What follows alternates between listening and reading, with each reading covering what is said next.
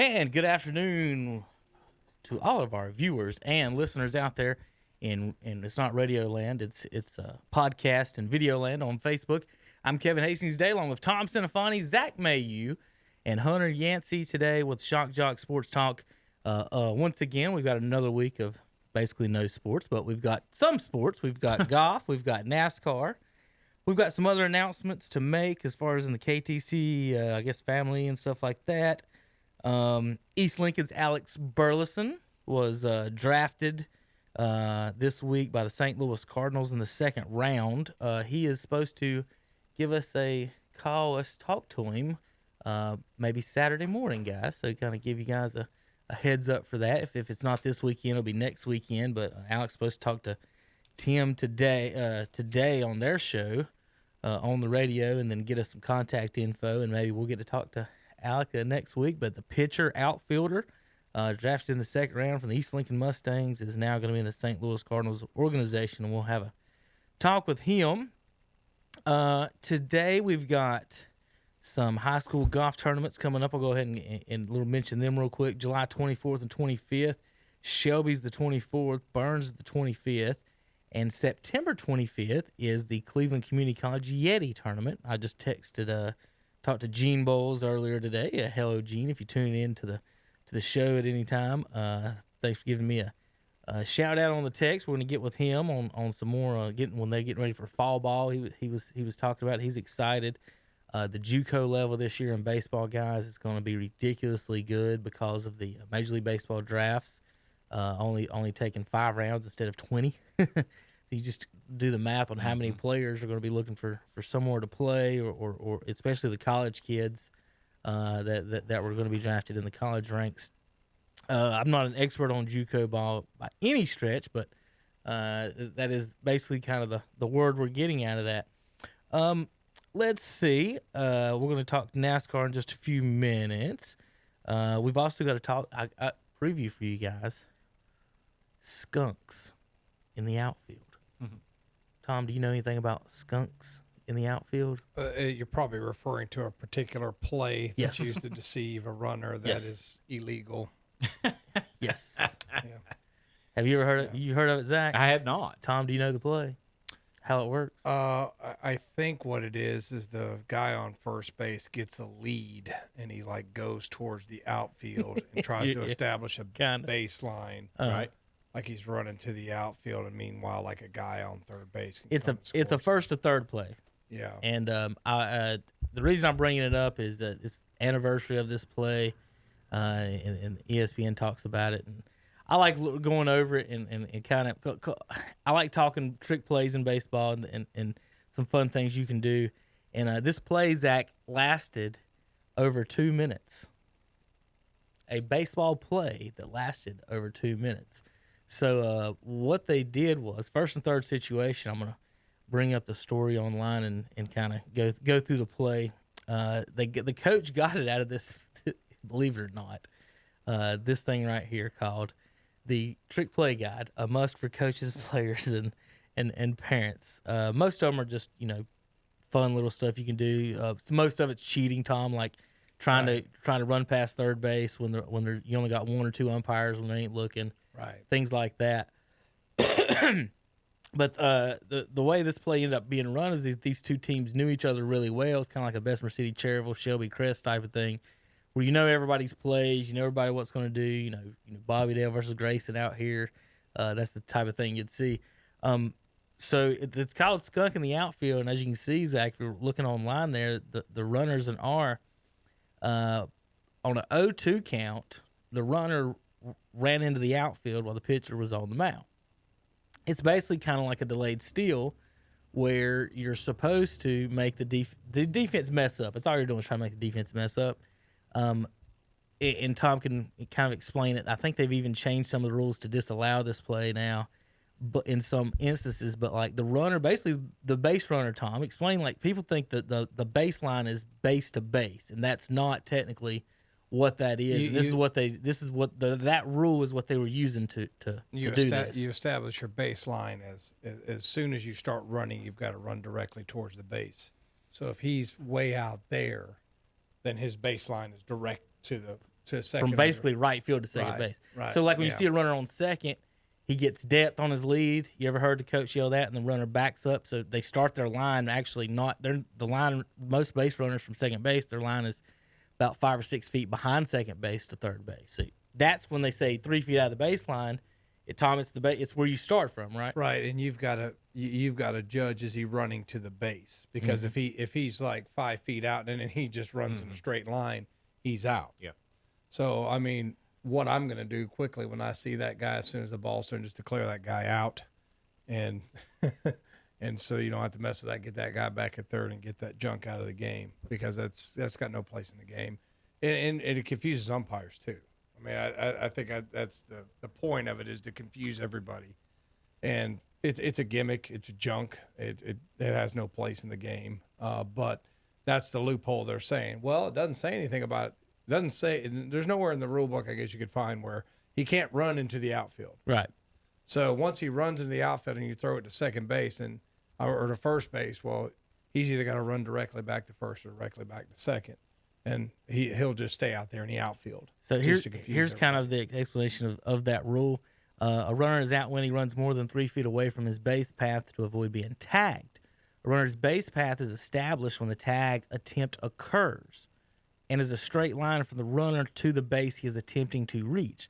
So anything behind you, there's no such thing as a baseline, apparently, according to the actual words of that.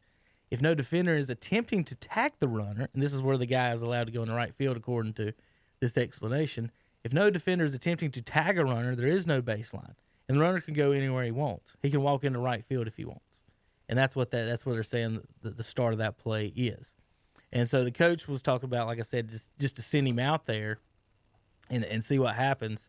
And it's basically, like I said, it's a safety steal, trying to force the guys to do something. Well, what do you do if you're on defense? So this is the next diagram of the next 40 seconds, where they everybody just yelled at each other for a minute trying to figure out what was going on. It took them a while to figure it out.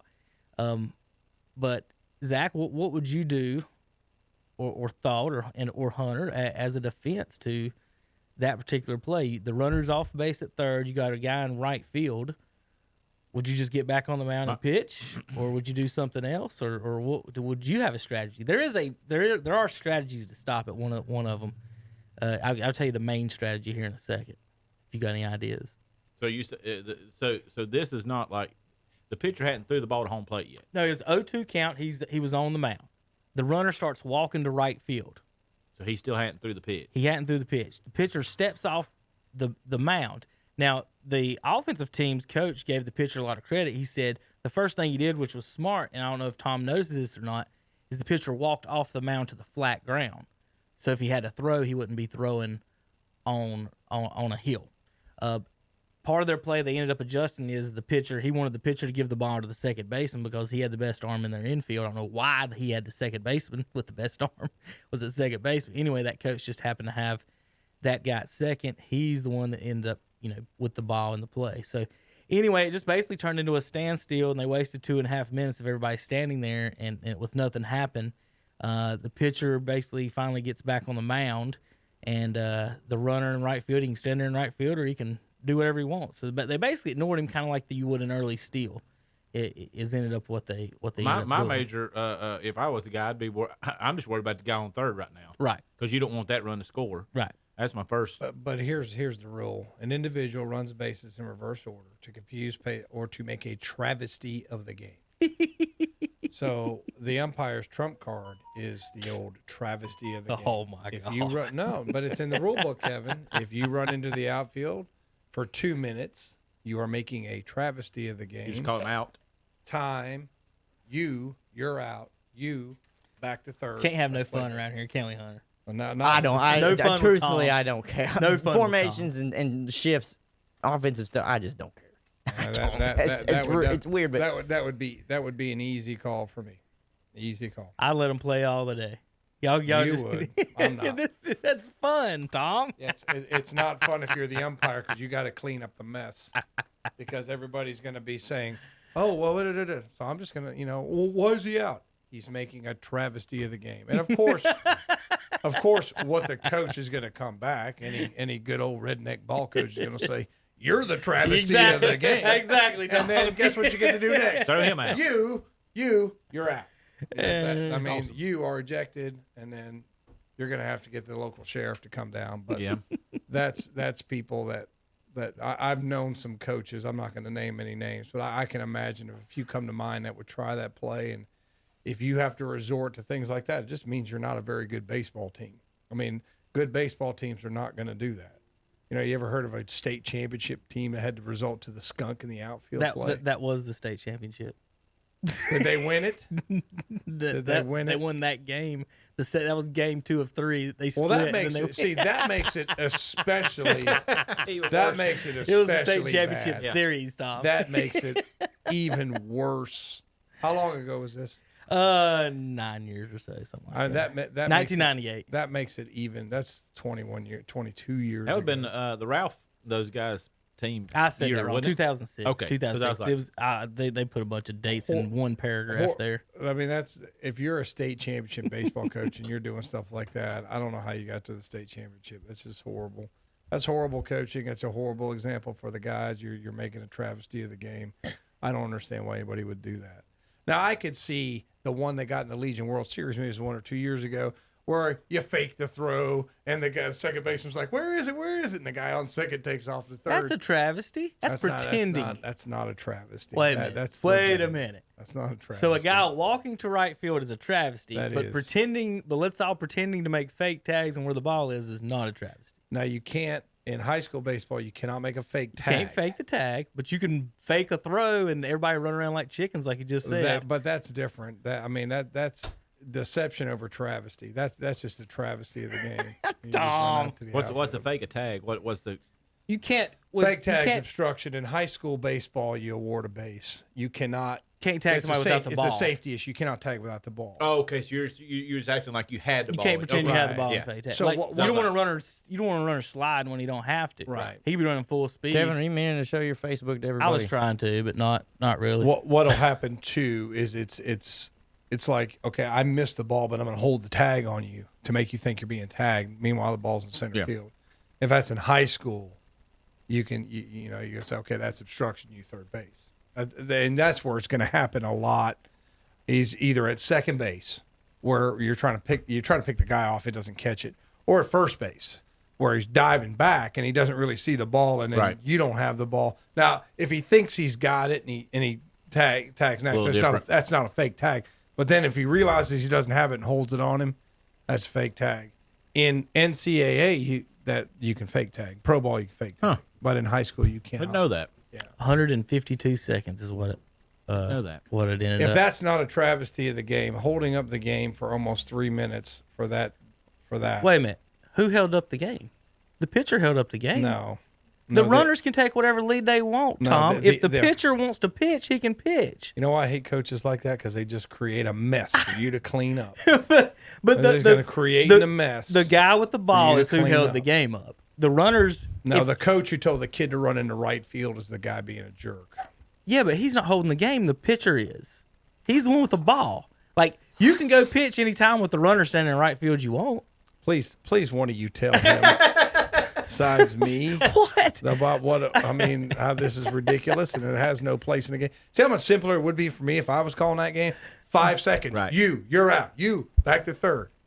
Why? You're a travesty of the game. Yeah, I would have called you a travesty, too, for Yeah. having no fun. Well, that's No just- fun. We just might have to reenact this live. Well, my thing is, as the offensive player, like, at any time and it says the pitcher, after 2.5 minutes, just walked on around and threw the next pitch. So who wasted the 2.5 minutes? The pitcher and the defense. The runner in right field, if you don't want to chase him, don't chase him. The guy at third, that's the one you're worried about, like Zach said. All right, so here's the defense. Here's the defense of the play. The hidden ball trick. They have the infielders huddle up behind the mound. Somebody gets the ball. All of them go running towards one of the runners. Somebody's got to do something. Well, the pitcher can't be on the dirt. Right. They're meeting behind the mound. You do the, and then everybody run towards them. If you're a base runner, that's why you watch the pitcher, because if the pitcher's not on the dirt, something's up. Yeah. Well, that's what they're talking about. They just stood there for like 2 minutes. So and then the handbook, that's what it says to do, to force someone out. And preferably you'd rather get the guy out on third because he's closer, but the guy in right field. If you're running at them and they don't know who's got the ball, they're both going to try to get back to the bag. So you're going to get an out either way, is what it says. So that's the way. I mean, even try to defend the if you skunk just in the let him outfield. sit out there, worry about the That's guy what I on would third, throw the pitch, and then just let him hit sit him out on a there. double play. Or this is what I can do if I see them all huddling up together. Time. Well, So much for your hidden ball trick it was now, boys. It was of You two. know? It was of 2 outs. But who called time?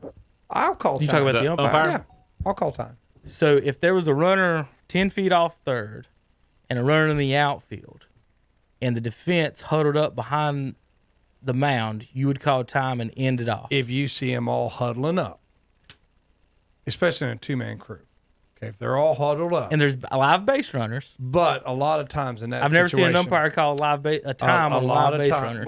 But in that situation, okay, the pitcher's got the ball this side. They're not going to be 10, 15 feet off the bag. Mm-hmm. A lot of times they won't. And a lot of times not the whole infield going to meet.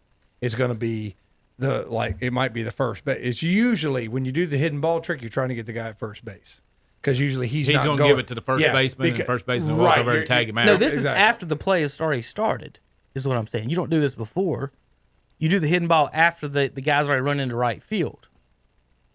the ball's hit and then it comes back in. No. I'm saying to stop that play, the 0-2 count, when the guy runs to first, the pitcher steps off the mound, walks behind the mound. The infielders come to him. He gives the ball to someone else. So like they having run your- at the runners. Just And that's all it is. as soon as they huddle up, just call time. Tom Put an hates end- baseball. Put an end to that crap. That's not baseball. That's just BS. Hates fun. No, Hates it's fun. not. It's not fun. It's just you're creating a head, especially with only two umpires. So you don't like the safety Okay, steals there's- or there's- any of that? No, that's different. You got two umpires. It says this is a safety steal. You just send him to right field. I don't mind. I'm just If trying- you have two umpires, how are you supposed to watch all the bases? You can't. You can't. That's why you call time. to Now make wait sure a they minute. don't You crap can like if because there's 4 bases. Y'all got 4 eyes. That's what the coaches will say. Does that not add up right? that. Tom? My feelings are pretty much. Sounds like diametrically opposed on positional. Whether you're the coach or you're the umpire, what you think. Every once in a while now I'll see a guy, ball comes in, he'll like say the guy went from second to third. Well, he threw us too late, so the third baseman has the ball, so he'll do the fake throw and keep it in his glove. All right, stuff like that's not a big deal. I might say, all right, son, he's not moving. Right. Get back in. I might say something like that. Speed the game up. Yeah, a bit. speed the game up a little bit, but you're doing a bush league cry. I don't like that. It's kind of like some of these teams have their guy run 4 feet out of the lane just to dare you to put it in his back. Can't stand that either. It just gets on my nerves. It's just stuff that makes your job harder. See, you think it's funny because you've been an umpire, so you should know, Kevin. I mean, people create headaches for you. The one that people do the most is that's the most aggravating is the balk stuff. Because You talking about the coach calling balk?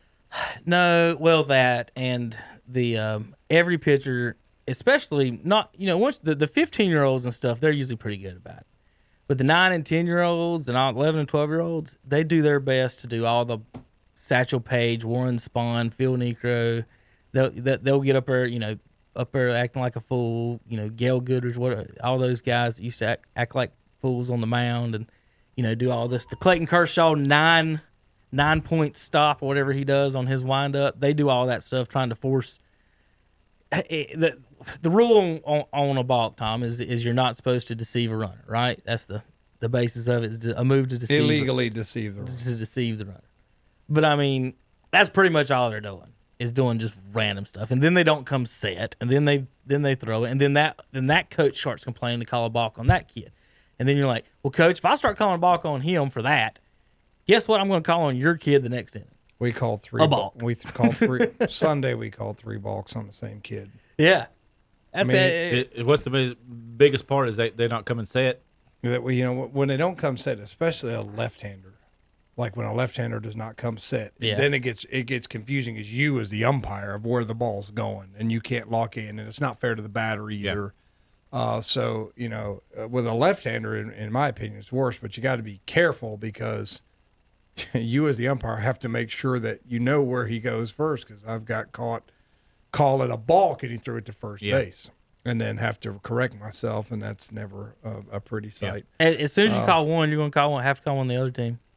Yeah, I mean, because the other coach will lose his mind the rest of the damn game about every single thing the other pitcher does. It depends. It depends on who's coaching. I'm talking about under 15-year-olds. See, I don't do too much of that. You get a lot better with the high school coaches. They're way better about that. But those little ones, man, they as soon as you call, they'll yell at each other for one of you to call a balk on their other pitcher, and you call it on one. The very next inning, that's all you'll hear the rest of the game. And really, you just want to be like. And I've told a kid, I'm like, will you please stop and then throw the ball so we don't have to argue about balks this whole game? Because it's really not that big of a deal. Especially at that age and everything. All right, let's move over. We're going to have some fun with skunks in the outfield. Tom had no fun with skunks in the outfield. No. Let's do our NASCAR minute. Hunter, we played this on Monday. Tom and Zach didn't hear it, and we'll do our fans again today. This is the NASCAR minute from Sunday's race this past weekend. Green flag out, and the Dixie Vodka 400 is underway. We're going to go under the caution flag. No, it is not raining. It is because there was a lightning strike within 10 miles. Harvick in control of that position, but here comes Truex with a dive bomb move to the bottom of the racetrack in 4. Trouble off turn number 4. Ryan Newman has a problem. He'll spin to the bottom of the racetrack and immediately bring his car to the pit lane. We've got Tyler Reddick started 24th. He's up to 2nd. Tyler Reddick, the rookie contender, looking for more. Eddie Hamlin's just looking in the rearview mirror, keeping those battles at arm's length right now. Chase Elliott has gotten the lead. And matter of fact, that lead is about 20 car lengths. Denny Hamlin has the advantage across the stripe. It's 8 car lengths over Chase Elliott. Here comes Denny Hamlin against the outside safer barrier. Keeps the car clean. Checkered flag in the air. Denny Hamlin wins the Dixie Vodka 400 at Homestead Miami Speedway. So that was Denny Hamlin winning at Homestead. Weird race, a couple of reasons. All the lightning delays, rain delays, that one. 2, remember, this race is always raced in September or October, November, so it's always way cooler than right now. So totally, completely different track than they're used to. Something with the cars this year, we talked a little bit about Monday, where they've done a good job with the handling, and Zach, you might be able to test this. Way less cautions, it seems like. We've had two races in a row. 2 races in a row where there's not been any cautions the last 50 laps. Yeah, that's what I was. And that's unusual. And when it does do that, the casual fans won't be a fan of a 4-second win from Denny Hamlin, as opposed to a wire-to-wire win. Elliott came in 2nd, Blaney 3rd, Tyler Reddick 4th. Tyler Reddick, a rookie, he's back-to-back Xfinity champion. Now is running full-time here, and he had an outstanding day at Homestead. That's his favorite track, his best track. He's won there a lot, and he mowed it down. I mean, the kid did great. Coming in 4th, Amarillo 5th, Kyle Busch 6th, Austin Dillon 7th. Christopher Bell got lost and ended up 8th. William Byron 9th, Keselowski 10th. Let's see, Bubba 13th, Jimmy 15th. He had no car all night. I text Zach that this crew chief is just he's awful. I mean, it just how was 3 of the 4 cars running in the top 10 all night, and then the one car, the 48's not, and that guy just see what I don't understand. Know what he's doing. He always says he hates guys who complain about the crew chief, but his favorite driver, he's always complaining about. He used to have a good crew chief, and I've never said anything about crew chiefs, but he's making calls, Tom. No, every time. And you're just like, every time you talk about it, you're like, oh, it's crew chief. He's awful. He is. I've just never seen calls like. It's not that. Let me put it this way. I doubt he's awful. I would say he doesn't take chances. You know what I'm saying? Like, if your guy's running 15th all day, he's gonna play the percentages. I haven't seen a 2-tire change yet. I haven't seen an early pit stop yet. I haven't seen none of that yet. The safer It's stuff. all been. It's more like, Tom, I don't want to wreck the boat. We're just going to keep it in, 3rd gear or whatever. And get our 21 points and move on. Right. And I don't know. I just it's a little aggravating on that. And then you got Chase Elliott, where he's the runner-up again. He He's had the best year of everybody, and he's runner-up every week. He's the bridesmaid of the world. He runs good every week. He does. Runs It's just ain't there. I mean, you Well, heard he got wrecked one time. He should have won. He had a huge lead in this, and like I said, I missed a good because it was caution. Mm-hmm. they did the Davey Allison thing while you was waiting. I talked with Hunter Monday about the Davey Allison thing, about him and the heart transplant, and he had basically gave 46 years of life from his transplants. I think lungs and a couple of other kidney and something else. It's like 4 different organs that ended up being transplanted. And Uncle James Mason, that's who his favorite driver was Davey Allison. So that leads into this week, guys. We're going to Talladega. Yep, Denny Hamlin said today that they've taken, I can't remember the word, they've taken something off the cars. Horsepower is going to be down. And so he's saying the leaders are going to be tough to pass. You think that's got to do with Daytona because it's a super speedway? Oh, yeah, they absolutely said that. What they don't want, what they're trying to prevent, the long, fast run. So if they don't want you coming back from 5 car lengths and just blowing, you know what I mean, to get in a run to go 200 when everybody else going 195. They're trying to stop that. So Hamlin, that's what Hamlin's talking about. He don't know how big of a run we'll get, but he said by lap 4 we'll know exactly what's going on. But they don't have any practice, anything, any qualifying, nothing, so they don't know exactly how to run it. He said so the first 5 laps might be kind of exciting, everybody trying to figure out where in the hell to put their cars and how to hold on out there. So that should be exciting. The one thing I want to talk about more than anything, though, with NASCAR this week is the move of the All-Star race is moving to Bristol this year.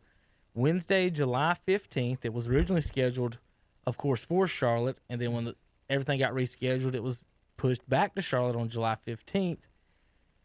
Our governor here in North Carolina has pretty much put the shutdown on any fans or anything being there, and you can't really have an all-star race without fans, I would say. So NASCAR has decided to move to the state of Tennessee, where they will allow 30,000 fans to buy tickets and attend the Bristol All-Star race. Couple quick comments before I give it to you guys. One, I like the idea, don't get me wrong, of the All-Star maybe being in different spots. It's good to have it here because all the drivers live here. That's fine and dandy. I get it. But it's also would be probably valuable to, I think moving the All-Star race is more valuable to the sport, Zach, than per se going to Sonoma. Yeah. Now, the problems I have with it is the circumstances that we're moving this race. This wasn't before the season. This wasn't planned out. This wasn't what we were thinking, the NASCAR and everybody. This is a reactionary move to, 1, the COVID, 2, the governor saying no. He's already said no to NASCAR fans, no to the RNC. Hunter, have you got your gyms back open yet? Oh, yeah. I got yes. a picture I got to send you of Yeah, they're open. They are open. And let me tell you something. If he tries to shut them down again, I promise you not all of them, maybe none of them are going to listen because they can't afford to lose that much money anymore. It's tough. So I'll just say this, Governor Cooper, I hope you've enjoyed your 1 to 2 years or however long you've been there. I promise you won't be there again after this year. Be surprised. Because some of your decisions, you just look like a dumbass. When you start messing with NASCAR, you know, that's the just, ones that I'm like, these small businesses, about, and you you can't start opening up, and then all of a sudden after a few weeks, leak out. Because it wouldn't be a leak if someone wasn't actually talking about it. The possibility of going back to phase 1 and forcing small businesses to shut their doors again when they were just now starting to come out and maybe make a little bit of money that they've obviously lost a whole lot more of. So good luck. That's all I got to say. We're not political, but good luck. Good luck. And it's dumb that you don't even at least allow 10% capacity at Concord, at Lowe's Motor Speedway. How many is it? It's not even. It's Charlotte Motor Speedway. Sorry. A ton. Now That's they've taken a bunch out. 10% capacity there still. I mean, you would definitely have enough room for your family and then 6 feet apart.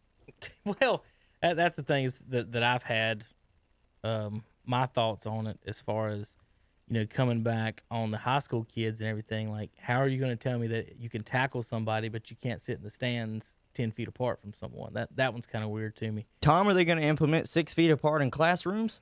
Yeah, How are you going to have 6 feet apart with 30 kids in a classroom? Well, they're talking about firing a bunch of teachers again, so I'm not sure how they're going to do it. I mean, we're already at 25 or Skeleton 30. crew now, ain't you? I mean, you know, they fired all the TAs except for a couple. fired a bunch of teachers. When I first came a few years ago, we had 9 or 10 in our department. We're down to like 6. I mean, you know what people don't understand out there is they basically they've cut us back. I mean, in my class, I think my numbers are 28, 30, and 27, something like that. I mean, Big class. Yeah, I mean, it's a big class, but I've had people tell me, I won't name who they are, but it doesn't matter how many kids you have as long as the teacher's teaching. So I guess I could just put the whole school in the auditorium. I mean, in the gymnasium. Just do one. But I don't know what they're going to do, and what I'm afraid of is they're not going to tell us soon enough to where we can make the proper preparations for it. And I don't know if they start doing this every other day stuff. When as people go back to work, it was people could handle their kids because a lot of them weren't going to work. Right. But as they go back to work, and they're going to find, I'm sure that some of the charter schools and Christian schools will go on back without it, and they're going to find some other kind of alternative. So, for our sake, I hope they basically say, well, we're going to have to go back to school and do the best we can. If you get sick, please stay home. Do not come to school. Yeah. I mean, and then just to tie it back in to the NASCAR and the All-Star race moving to Bristol, and it kind of goes with the RNC now pulling out of Charlotte as well. That's so much money for this area and the community just by bringing in people from out of state to come in. And now that small businesses are open, they could have made some small businesses a little bit of money around the area because restaurants are starting to open back up. There's no other way I can say it than a dumbass move just to say no to some of this stuff. Because think about it. You're allowing 30,000 people to go to Bristol. How many people from around the area are probably willing to travel just to go to Bristol? Everybody already had tickets. Everybody. If you already had tickets, I mean, there's no reason you wouldn't go to Bristol. Exactly. There's not, it's kind of funny you say this thing about politics, and polls are just polls, but Cooper's had a double-digit advantage in just about every poll, and I'm wanting to see how recent events would affect those numbers. But, if you want to talk a little politics, you might have just had a little bit extreme the other way with nominating Forrest. I don't know. The way we think in the western part of the state is a little different than they think in the Charlotte Metro, the Raleigh Metro, and those areas of the state. So it'll be interesting. I would have loved to see. I think I can't remember whether Hunter or Kevin said it. I don't see why you couldn't do Charlotte Motor Speedway at 10 or 25 or even 30 or 40%. You could have done capacity. in between. Yeah, absolutely. And don't take this the wrong way. I'm 100% believe in public protest. If you have the, following the laws and you protest, 100%, that's what America's about. Your First Amendment rights. But if that is going to go on, does not really present the public hazard, then why is Charlotte Motor Speedway at 25% capacity? And a hazard. Right. Why is it a hazard? I mean, that's what. Is it because of the possibility of people coming in from out of state and they don't want it crossing state lines? But even then, you're about to have the same thing in Bristol. If it's 25% capacity, I think you've got plenty of room to space people out, and you might want to minimize concessions and do a few other things. You hate to say it, but I mean, I will. I think it's political. I think it all is. If it was a Republican governor, would you be having the same decisions on the RNC and Charlotte Motor Speedway? Yeah, but unfortunately, politics. And I don't vote either way. So whoever's going to talk politics really shouldn't be. Shouldn't be involved in the decisions, which should be scientific. And I know people have different opinions, but the same governor marched down the streets with protesters arm in arm. That's fine. Too. And that's fine. And again, the protest is fine. But Yeah. how does the same person who says that rule says you can't go watch a NASCAR race, you can't go listen to the president of the United States talk, but if you want to come to my mansion, I'll hold hands with you and we'll walk down the streets and protest. Well, see, the thing about Trump's rally this week, I don't think a lot of people have in Oklahoma, but he's doing it indoors. There's got to be an outdoor venue because that's one thing everybody can agree on, that if it's outdoors, the risk is not as great. And where are most sporting events? Outdoors. Yeah. So obviously our governor is the Charlotte Motor Speedway holds, depending on configuration, it says 95 to 170,000 people. Wow. So if you want to do 30,000, let's do 30,000 in. That's what they're doing in Bristol. So that's 30%, Tom, right there. If you just do that, and depending on the configuration. So that's why I said you don't want to think things are political. But then again, like I said, when you have one political party's ruling, and everything he shuts down is you can't go to church, you can't go to NASCAR, you can't listen to the president. All of those are conservative things. And you sit there and say, well, the guy making those decisions is he doing it for the right reason, or is he not? And I think that's what Hunter was mentioned earlier, is like he's testing his, I guess, governor fortitude, whether or not he'll be reelected or not, but on this, because when you piss off NASCAR fans, and then they're already going to vote for Trump. And then, anyway. like what you said, Tom, a minute ago, though, or is talking about the difference between Zach and Tom as well. In a lot of states, a lot of the cities don't have the same values as the rest of the counties. That's so every you got state. 4 or 5 counties that are one way, then the other 90 or whatever percent are another way. It's just that's what the big problem is. These folks are taking their Charlotte money now, driving to Bristol with it. See, that's what the tough part is just because the Raleigh area and the Charlotte area think it's a good idea, doesn't mean the rest of the state thinks it's a good idea.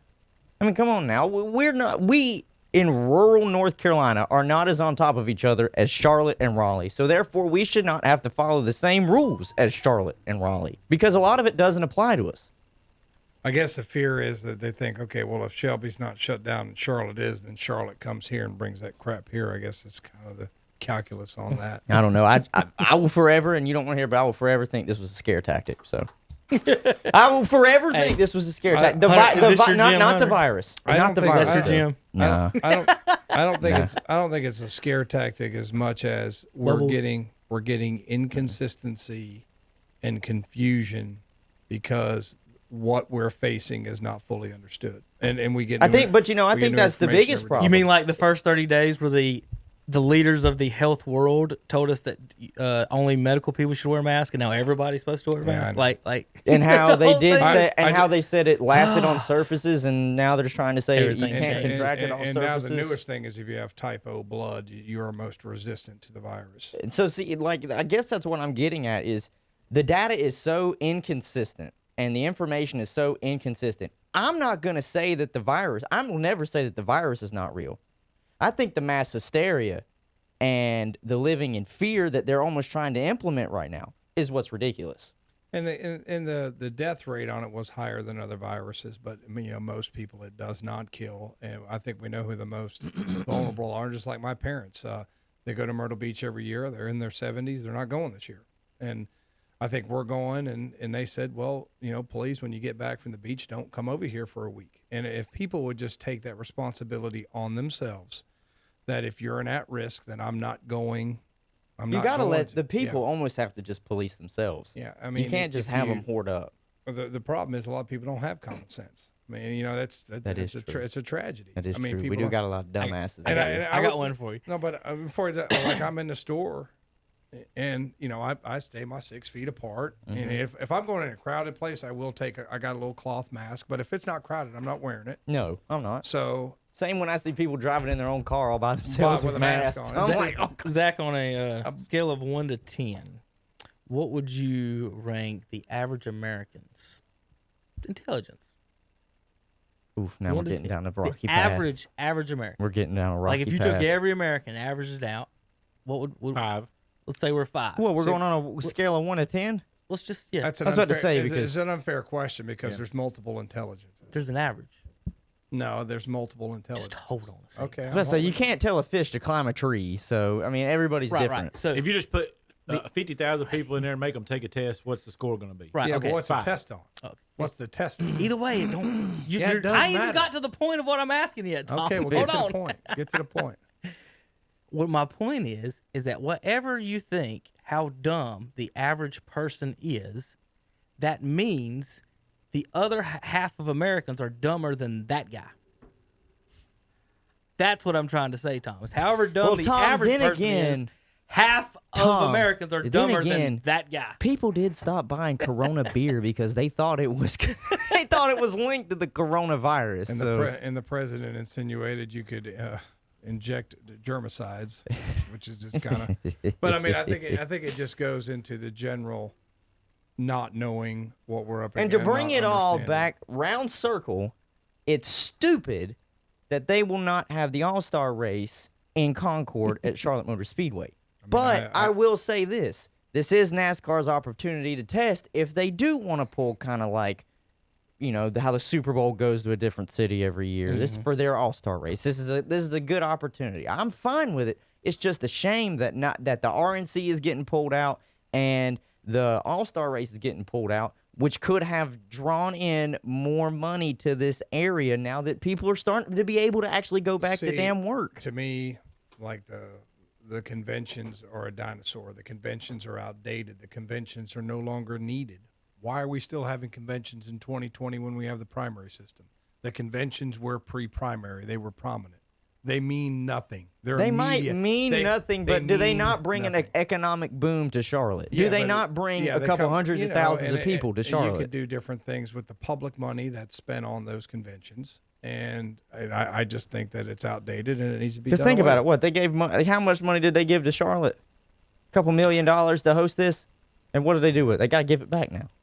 They got to give it back. It's outdated. The money could be used wherever the money's coming from. It could be used for better purposes than, this dog and pony show that we do every 4 years for no reason at all. I mean, there was once upon a time where you didn't know who your candidate's going to be, and the quote unquote smoke-filled room, that used to be a real thing. Now we got the primary system. We know Biden's the nominee. We know Trump's the nominee. You don't need a convention. I think it's more of a house party than it is a. Exactly, Kevin. Exactly.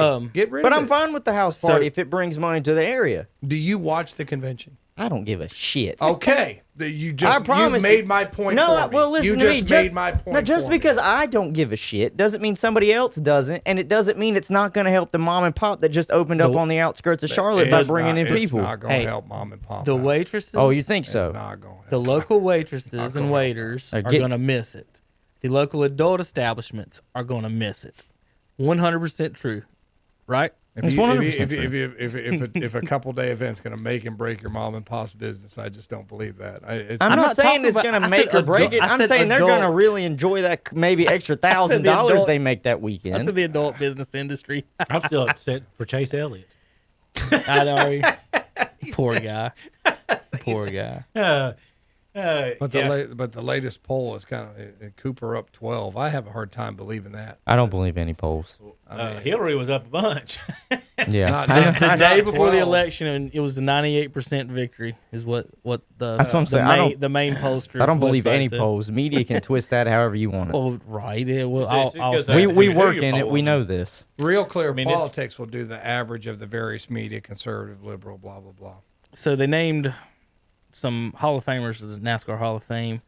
Of course, Junior got in with two other folks that I've never heard of. So I said this when they started naming the nominees. It's awful funny how Junior's in the nomination process with a bunch of people no one's ever heard of. So bet he'll get in on this one. First ballot Hall of Famer. Yeah, but he's got like the most. To me, he would have been most favorite fan for how many years? Who gives a shit? Listen, no. To me, he would have been a first ballot NASCAR Hall of Famer, regardless of his wins or losses.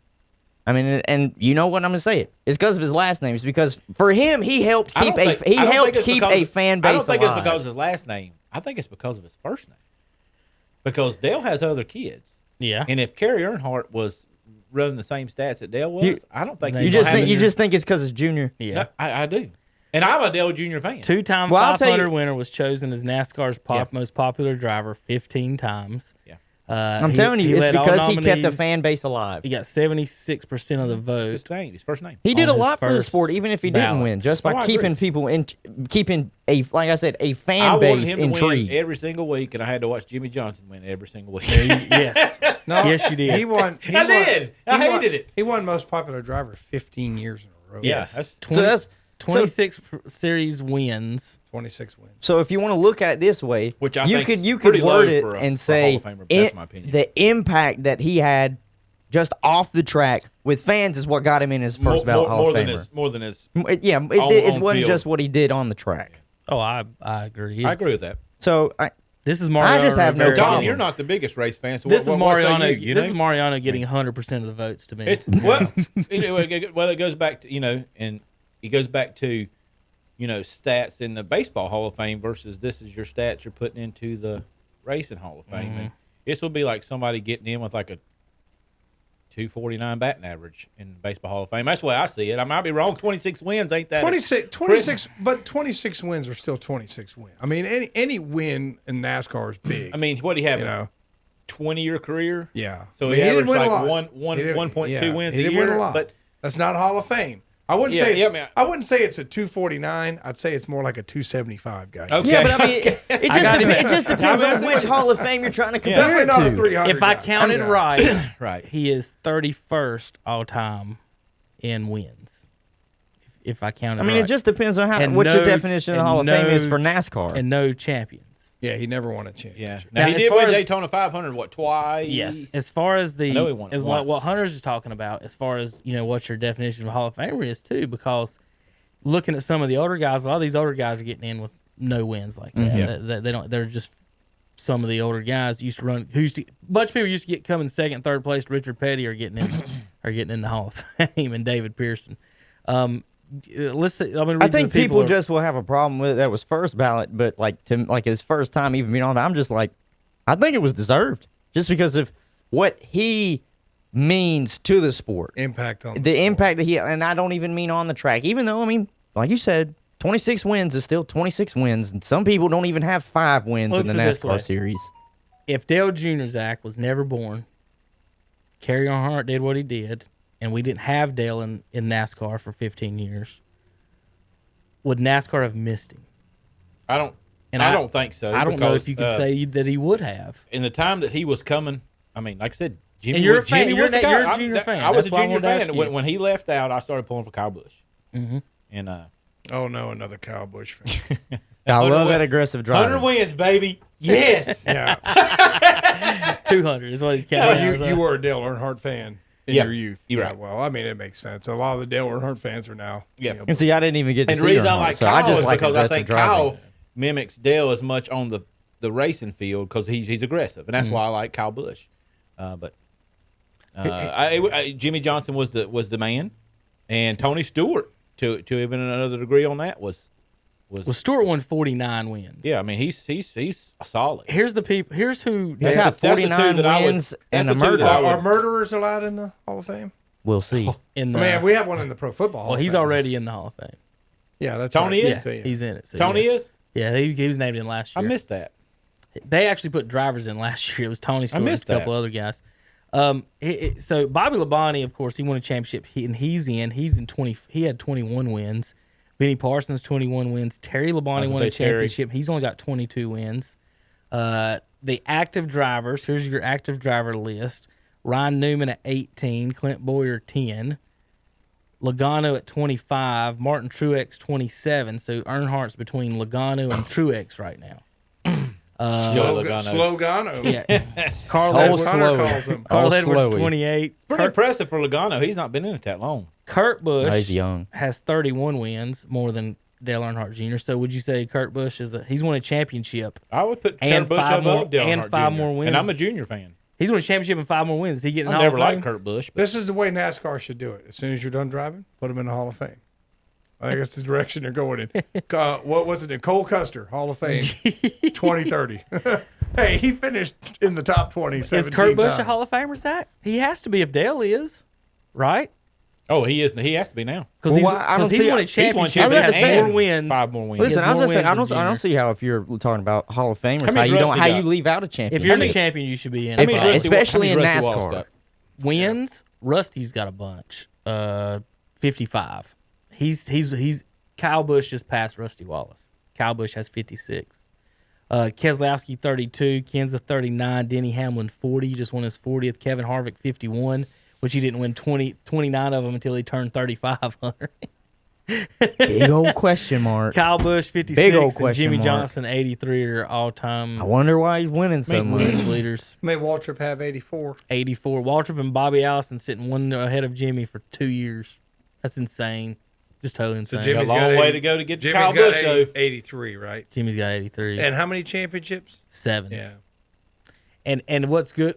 Think about his 7 championships and what when you talk to NASCAR fans, you can pin them down, and if they give you any junk about Jimmy, you're like, well, how many different cars did he win in? How many different formats did I'm he gonna win put- I'm in? gonna put and him the in- answer is 5. He won 7 championships in 5 different cars in 5 different formats. I'm gonna put him in the same category as Tiger right now. About was. I mean, Tiger's rolling, right? And then all of a sudden, he drops off a cliff, and he don't get but one more so far since what 08 maybe. I And then thought Jimmy Jimmy was would- doing. Everybody thought Jimmy was going to destroy the record, and he just completely He's fell off the 10 map. behind Jeff Gordon. I never thought he would. I thought Jimmy would finish barely passing David Pearson. I thought he would get to 100 and maybe 110 to end it. But Chevy, and I even listened on one of the shows, Hunter, they were mentioned. They was talking to Xfinity driver. I don't remember which one it was, but if you remember, when we talked to Jesse, and I said something about Chevy, he wholeheartedly agreed pretty much with what I was saying about how Chevy's not been good the last few years, and this new Camaro is looking really good, and he was very excited about that. And it's just weird that the sport, it holds your champion has been held down for 3 years over equipment. Like it's just a weird sport to talk about sometimes. And like with the LaJoy, I talked with you about that, Corey LaJoy getting into it with Denny Hamlin and Kyle. Last weekend's race, someone had asked Hamlin and them about, are the middle guys like Bubba Wallace and LaJoy and those guys in the middle, would they do better and better equipment? And Denny basically said that we're in the guys in the seats they're in are there for a reason. And then so LaJoy had a chance in that race on a caution. He stayed out and kept and he stole the lucky dog or whatever with Danny Hamlin and Busch because LaJoy stayed out. They didn't get to get the wave around. And so there's a big to do on the internet about that. And LaJoy told him on the internet, he responded to someone about that. He said, "Did you do that on purpose?" And his response was a guy playing chess just knocking the king over. And then he said, if they wanted the wave around, they could have passed me. Now, you was talking about equipment stuff with Jimmy and all that, and you could even take that back because we was talking about Dale Jr. in this Hall of Fame. It's 4, not 5, maybe, Tom. You could take it back I had to to confirm on the fifth. when Dale was racing. He was on Jimmy's team. You remember? And he was running they was going to be sharing stuff, being the same team, Chevy, and he wasn't performing unless he was at a super speedway. Right. Dale's doing what Jimmy was doing now, being the 3rd or 4th guy there. Yeah, and he's on super speedway performing well, but Jimmy's winning every race, and Dale's not performing well. So I'm looking at it saying they got the same equipment. He's not the same caliber driver. That's just my opinion. And like I said, I'm a Dale fan, and I think he just destroys the super speedways, but restrictor plate stuff. Yep.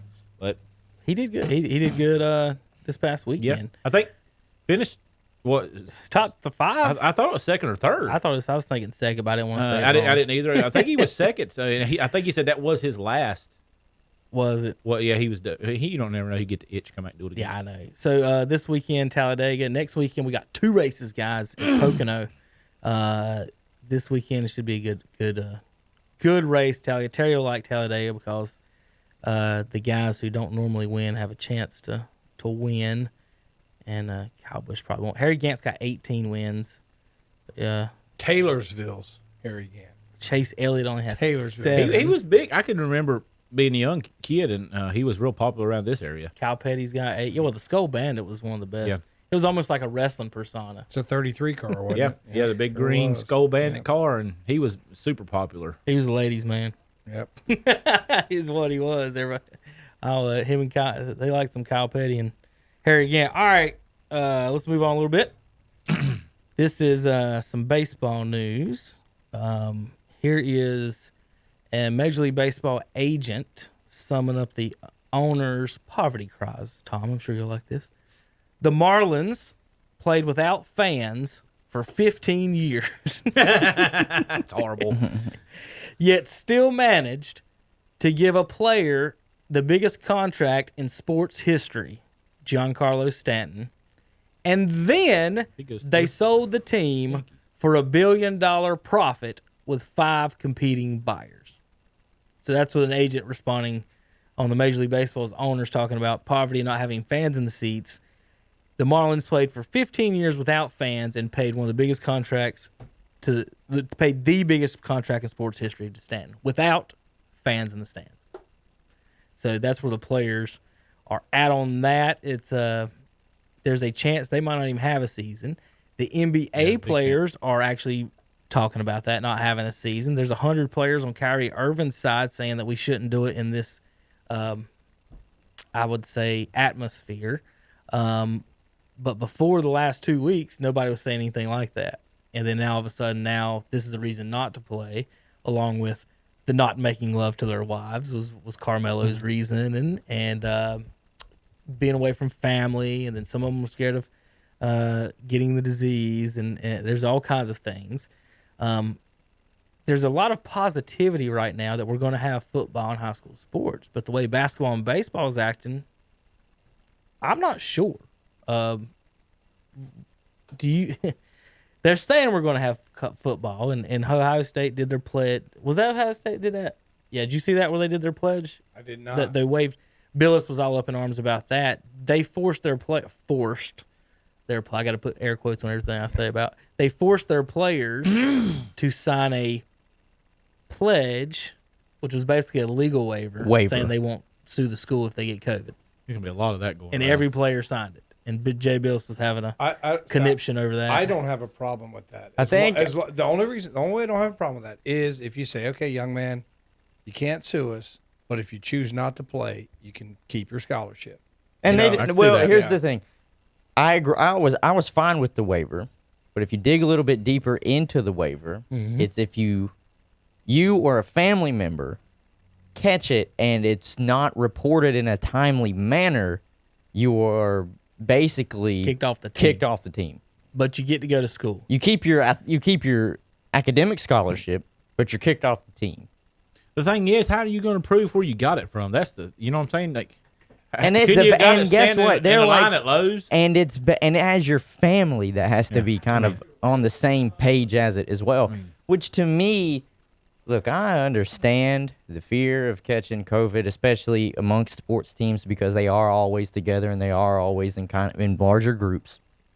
But to take away the kids' opportunity to play, to me, is stupid. I will say it's stupid because you're talking about kids that are ranging anywhere from 18 to maybe 22, 23 years old, and maybe they're asymptomatic.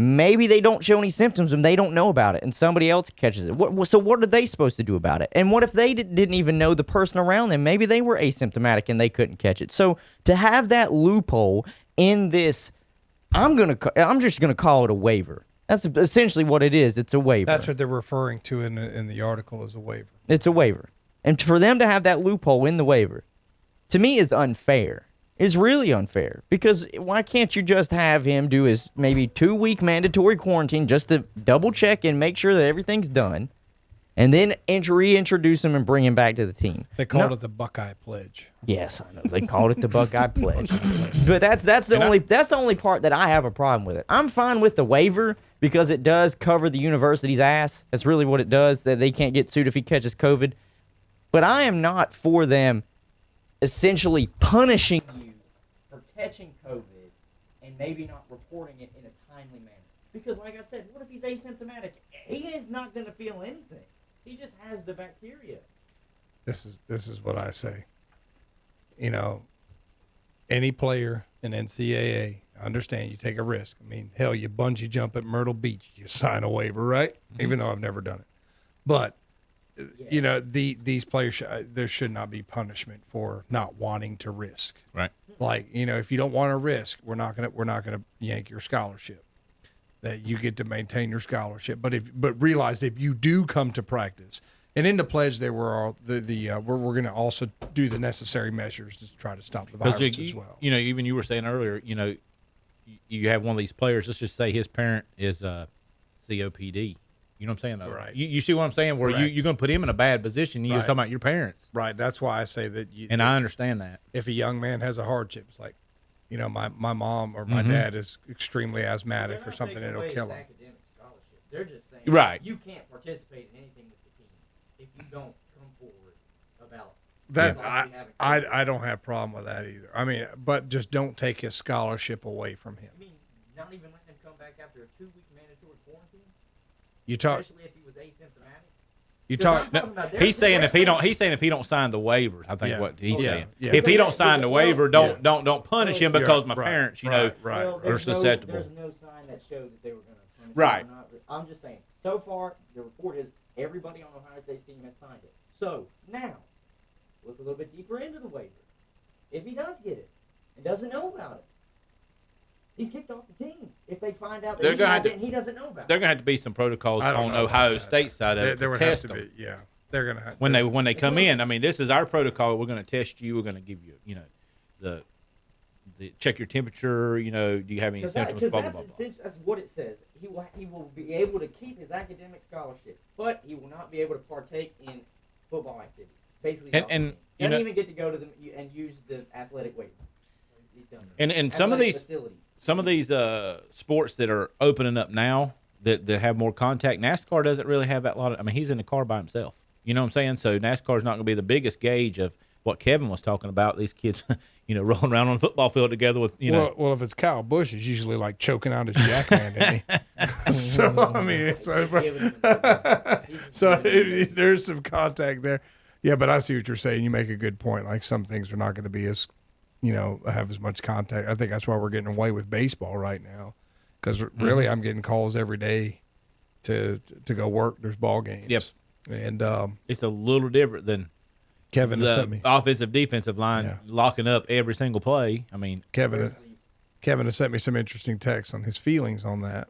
But on which part? On baseball being held, whereas his young man does not get to play. Oh, the little one's not playing because Optimist is not going to let him play. That's right. Yeah.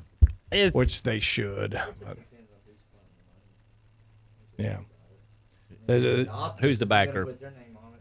A lot of these baseball schools are. A lot of these baseball schools and a lot of these just travel teams. So how are they getting around to doing it, and the other ones aren't? I think they're doing it at private facilities. Maybe they're calling it a protest. I was about to say, like, what is keeping the governor from shutting that? What'd you say? Oh, okay. I'm not sure. They might be calling it a protest or whatever. Or I think that's like the gyms are opening up, and it's just like you said. I mean, they're just not. It's not going to be enforced. The local sheriffs have said they're not going to enforce it. So what I'm afraid of the gyms they're going to do to them is, well, we know you operated this many days, so we're just going to send you a fine and add it to your taxes. That's what I'm worried about. I hope they don't do that to them, because that would just be tragic for our local businesses. But signing their death wish on their political careers. Well, I like I said, I don't know about that. Going to start to get really pissed off. So, some of them are, but I don't know if there's. I don't know. Some of them. I would say every bit 65, 75% of them, because they're going to look around and say, "Do I really want to risk just losing my life's business?" I have said that the only person who's got rich off the corona is Jeff Bezos. There's all the kinds of local the Waltons. Yeah. If I wouldn't go to jail, I'd probably go around setting fire to Amazon warehouses. God, stop. But I don't want to go to jail. I That's don't how want you to go to jail. I just think it's totally unfair to our small businesses. And then, like, when the little lady wants to open her consignment shop with 5 people in it at the most at a time, you shut her down and you're letting him.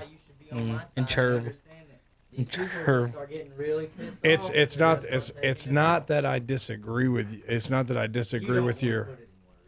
No, it's not that I disagree with what you're saying. I just don't know. It's gonna be interesting. I did see the suggestion, Tom, that election time. What we should do is, if the governor does require masks, is why are the police going to be sitting outside of every Walmart, Lowe's, and grocery store in the state of North Carolina? Like, just silly on that. I'm gonna listen to this real quick, off air. Here's my fashion statement. What do you think? What do you think? I've been in a Mortal Kombat movie for like 3 months. You have to wear one at work. Yeah. And I've tried multiple ones, and they're all difficult for 8 hours. Yeah, they're not. Tom, I heard a joke. You may know the answer to this. I got big ears. Well, they said a man walked into the gas station without his mask on, and the worker said, "You need to wear a mask. It's against the law." He said, "Yeah, but wearing a mask for me is also breaking the law." And she said, "I don't understand." He said, "Well, it's against the law to wear a mask and carry a gun into a business." So, like, has anyone thought about that part? Like, I asked my local gas man, I was like, anybody tried to rob you yet since everybody's walking in here with a mask on? He's like, no. Well, his response was, everybody knows I'm fucking crazy, so they ain't fucked with me yet. Well, there's a lot. That was my gas man. There's a lot response. of there's a lot of businesses that say no firearms in the business Right. as well. So I mean, it doesn't matter. Or no shoes, no shirt, no service. Yeah. Well, that is what one of okay. No shirt, no Okay. service, no mask is going to be added on. It Well, is. Well, talking. What Boone just did that yesterday. City Council voted to have a mask in every public building in the city.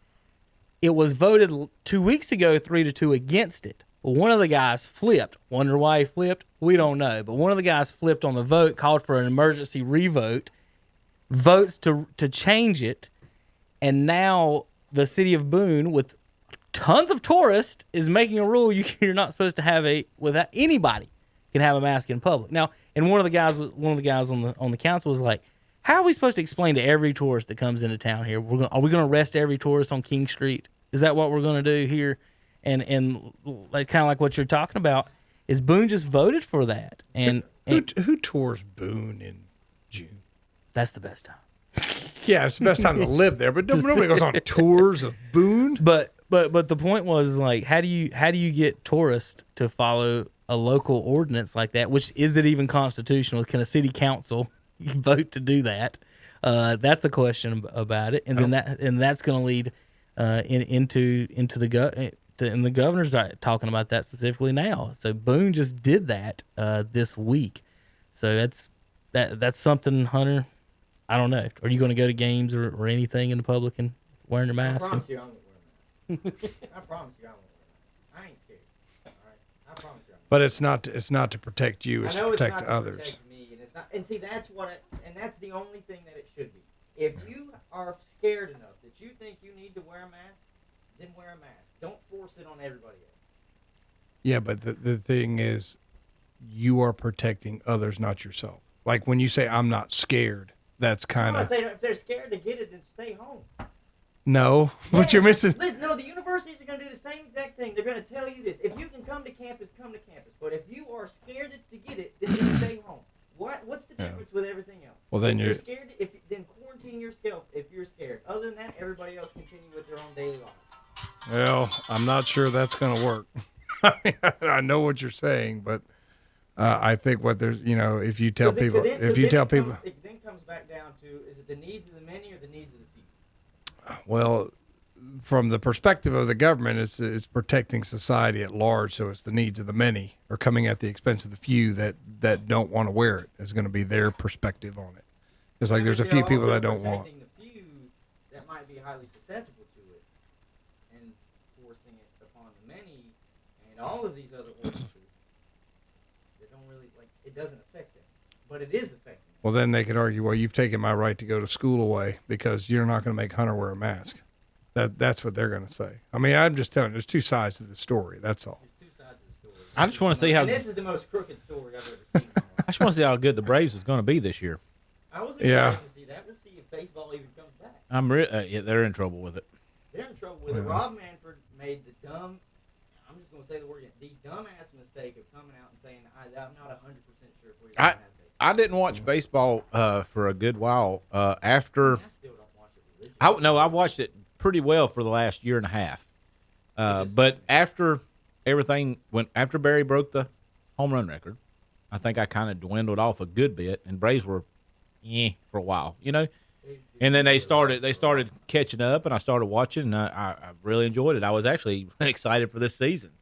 I thought we was going to have a really good baseball team. I thought there was going to be some really good baseball teams overall. Did they resign a third baseman that they got from Cleveland, from Toronto? God, what was the guy's name? No, Josh Donaldson. Where did he go? Not sure where he went, but he did it. He was essentially a bat for hire that I wish they would have extended a contract to. Yeah, because Cleveland had him for a bat for hire. They had an arm for hire as well that they brought in with Dallas Keuchel when they traded for him, but they still didn't. They didn't re-sign him. You got to be careful with that because you're trading away prospects to get those rent a bat, rent an arm. Well, it's okay if you have a window and your window's wide open. Yeah. Well, I agree 100%. They got the good thing about the Braves though is their young talent is signed.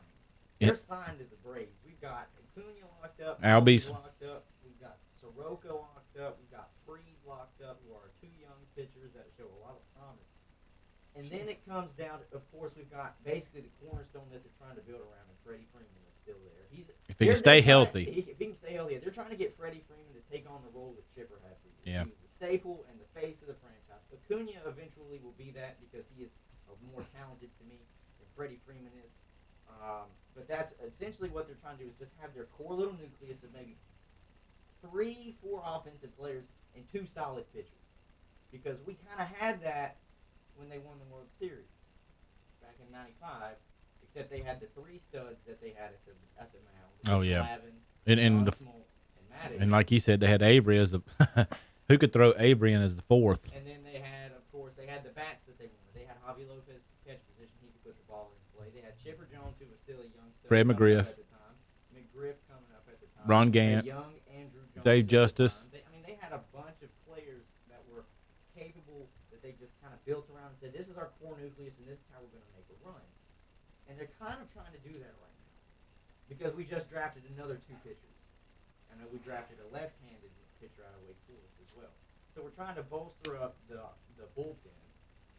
We've made some moves for some, I don't want to call them older players, I'm just going to use the V word, the veteran players. We've made some moves for some veteran players. I think their goal is to bring up Duvall or one of the other guys that we had coming back and forth between the minor league and the major leagues. I think they want to put him out in right field, either right field or third base, because they kind of want they want him to be a Chipper Jones as well, where he has a good bat and can play the field really well. So they're making moves. The problem is, I think we're still a year or 2 too young. That's just now. I'm not gonna say we're not gonna win games. The postseason time, what do they always say? Experience wins championships, and experience came to play when we faced obviously. Yeah, the Cardinals last year. We fell apart. Fulton Elwich is a pitcher, that he had a stint in the minors last year because he was rehabbing off injury, but he's still young. He's young, and when it showed whenever he was playing the Cardinals in a decisive game, he let up 10 damn runs. Not even in like 3 innings. I turned it off. That was the first turned it inning. off. Yeah, it was the first inning. I'm like, really? I don't know if you guys have seen it was on Cartoon or Nickelodeon. It was the Avatar: The Last Airbender, but it was in the beginning, like their intro. It's always like long ago, the Avatar such. But there's this classic line, and I want to use it for Fulton Elwich. When we needed him most, he vanished. He vanished. We needed the pitcher to stand up, and guess what? He vanished. I've been watching Cardinals games for a long time. We've never had a easy playoff victory what made it so bad is in my life as that game. Yeah, it was a game. And you know what? As soon as you see you're like, there is no way we're coming. I mean, it was early, and I'm like, it's done. Like the 3rd inning, and I literally, because I was at the gym, I was looked up at pissed. it, I said, can we change this? I was even wearing my Braves jersey. Y'all got 10-run ruled in the first inning. I was disappointed. I was upset. I just looked up at the screen, and one of the girls that works up the front, she was a big Braves fan too, and she was wearing her first shirt. So I just look at her and I go, I'm hurting here watching this. Might be good for them in the long run. They got spanked. Was that a 1-run playoff or 1-run series or 1 game? Or was that? No, that was the decisive that was game. it. Yeah. They split the whole way. Yeah. 1-1.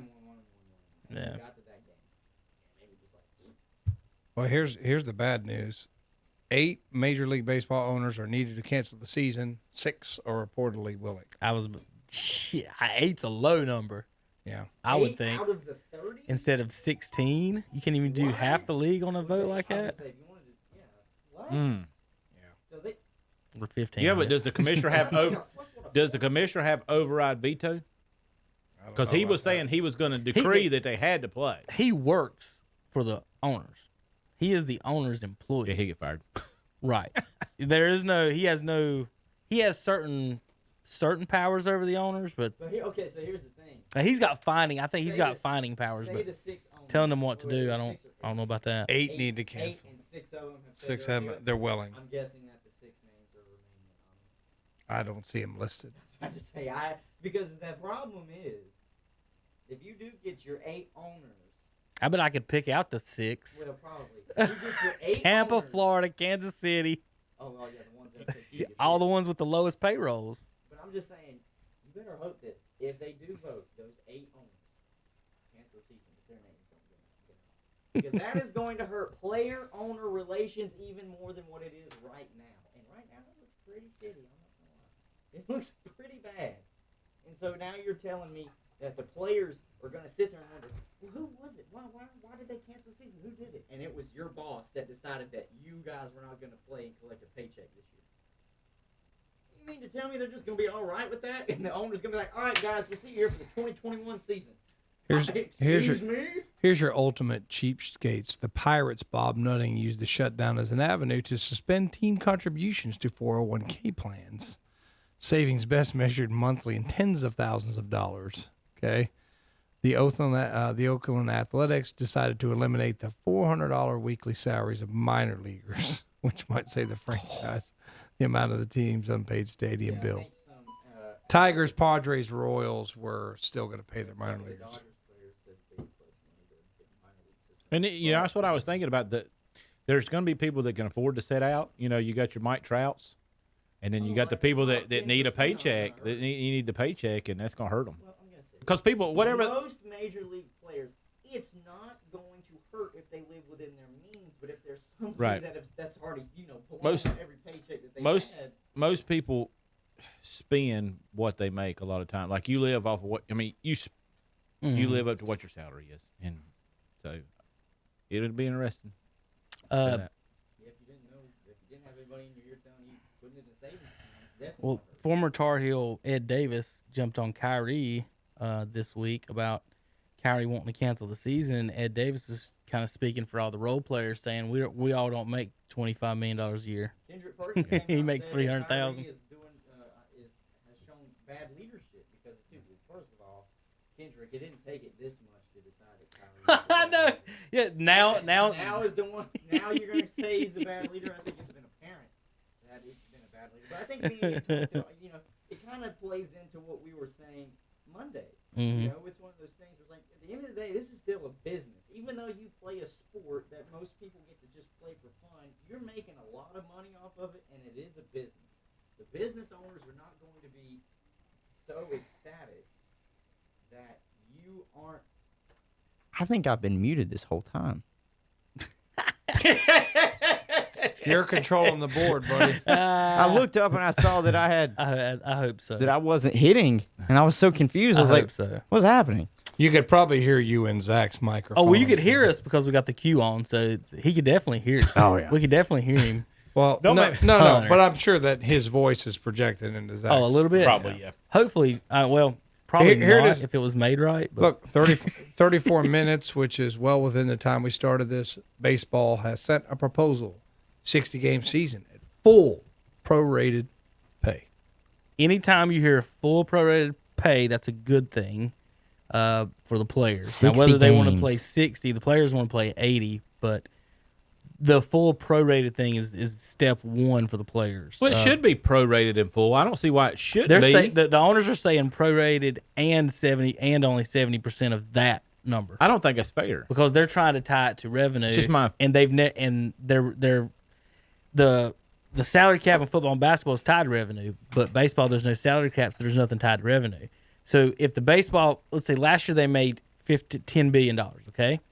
If this year they were made, if let's say there was no COVID and they made $15 billion instead of making only $5 billion this year, would they give that $5 extra billion to the players? No, they would keep it and pocket it. I was gonna say so that's the argument the players are making is like you're still going to make $5 billion. Right. Pay the salaries. You can't tell me that Major League Baseball don't have a bank account that can pay for this year. Yeah, right. I mean, if Yale has that much in their what'd you call endowment. Tell me that MLB doesn't have that. I mean, this don't make any sense. They got it. Yeah, it just don't make any sense. I mean, I just want to see some baseball.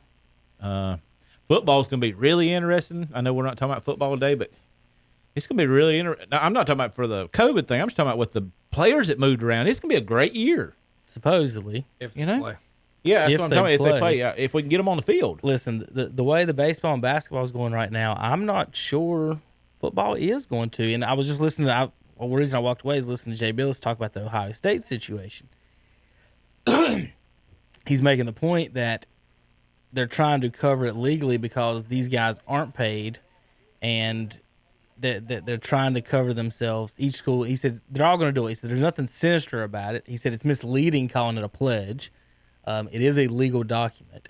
And Hunter raised a bunch of the concerns. What Billis was also talking about was that even if you do sign the waiver, it doesn't resolve the school or give the school full immunity to being sued for negligence.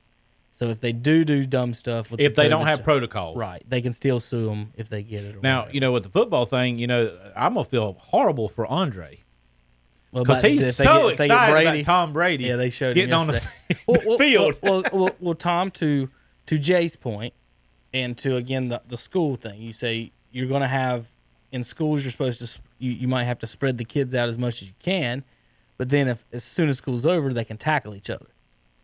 They can block each other out in basketball. We can sweat all over each other. We can cough all over each other. One of the dumb rules in baseball is they were talking about you can't spit. How are you going to sit on a baseball field for 3 hours in the sun and not spit anything? You're gonna have sunflower Whether you're seeds drinking then. sunflower, they were trying. That's what they're talking about. They're going to no tobacco, no sunflower seeds.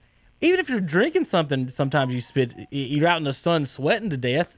That's just a weird stuff. So just football. I honestly don't think, and I hate to be the one that says, I don't think we're going to play until January. I don't think it's in high school and college, especially because, like Jay was talking about, in pros, in the NASCAR and in the baseball and in the golf, those are professional athletes signing waivers, like in boxing, that I know the risk this is going to go. How are people who are being paid, whether it's a high school football coach's salary or a Dabo Swinney salary, while they're raking in money and concessions, putting kids who aren't making any money on the field? Yeah, this is awkward. And they're the I was- ones I was risking it, muted for tackling quite a each while. other. I think it's Hunter starting. didn't show up But today. here's the thing. No. Now you get me all the way past the hour mark Yeah. and maybe like to the hour 15 It's just mark. the But last after second. that, I'm like, I didn't touch the board because this was the only time I touched the board was when we were playing the NASCAR segment, and I turned it back on. I was wondering why we picked up so many listeners. Actually, no, we lost a lot. Hunter, shut up. I didn't know why. You didn't move this over the board, and this part. No, knocked it his off, did drink fell on it. It did. You think my bottle did that? When you push this whole thing, not the bottle itself, but when that, I don't know. it could have, because you I didn't know. I You don't turned know. them all on when you started. No, I know. That's what I'm saying. I turned them on. I could understand if you was Listen, muting. trust me, I Could you know. stay in here after the show? You could have And then muted. when you talk on the mute, how about we just dub you over and you just say whatever you want? Well, just cut me out. I don't care. Just cut me out because then mean, you'll be we'll like, have you guys Hunter are, one. you guys are still having a conversation. I thought if it was Terry, you might have done it on purpose. No. I didn't do any of this on purpose. I have. Because I know for a fact I turned all of us back on after the NASCAR segment we played. I just don't know how it magically turned off at about an hour 5, hour 10. Ah, well, whatever. Anyways, football-wise, I think the NFL still has an opportunity to come back. Whether or not it's on time now, I think they got don't the know. best because of it The is a stadium it's a size professional league. It's outside. outdoor. They can sign waivers all day. I don't care about adults signing waivers as far as boxing and football and all that stuff. That's and fine to me. It's the college and the high school footballs that I'm really I hate that I'm more 'cause concerned with.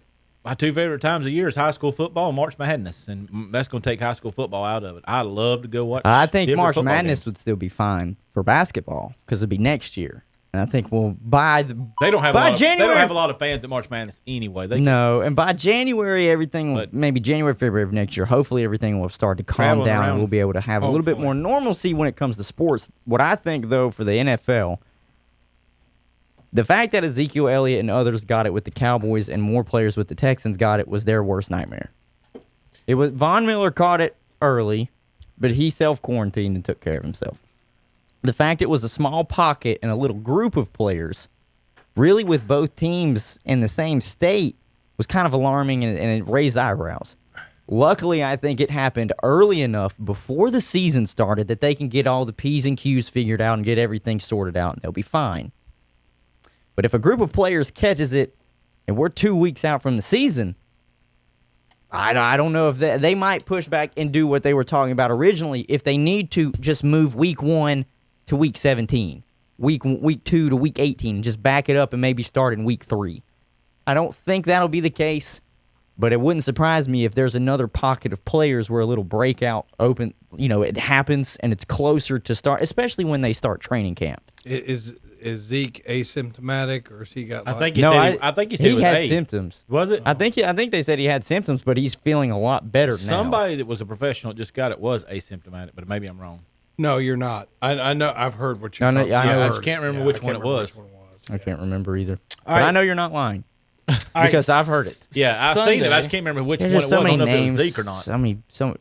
Yeah, but that's the bad thing too is the only name that was released is Zeke. So somebody is about to get absolutely sued their Yeah, butt that is- off for Yeah. HIPAA violations. All right, we got a couple of quick things to finish up the show. How about Sunday? Gastonia's Harold Varner took the lead in the PGA Tour into Sunday. He did not win.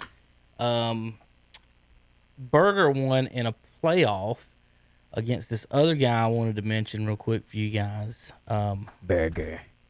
Did he drop Daniel it? Berger beat Colin Morikawa. Morikawa won his first PGA event as a rookie last year, I think. This dude is good. He has been getting up into the leaderboards for a while. Colin Morikawa. If you guys can try to remember that name in the next few weeks or so, we may be bringing him up a little bit. Harold Varner explained. I'm not going to play it. He says he believes playing with no fans in attendance has helped his overall golf game. I guess he gets distracted. I didn't. Sometimes I you don't might wanna even comment. get nervous. Yeah. You won't hit nobody. You would think at that point of how good you are that you would think, I would be more nervous if 6 people were watching me as opposed to 600 people. And it goes back to You see this what I too. mean? Like- You know, Because it's so They're just quiet. like- you like- just feel those 6 eyes.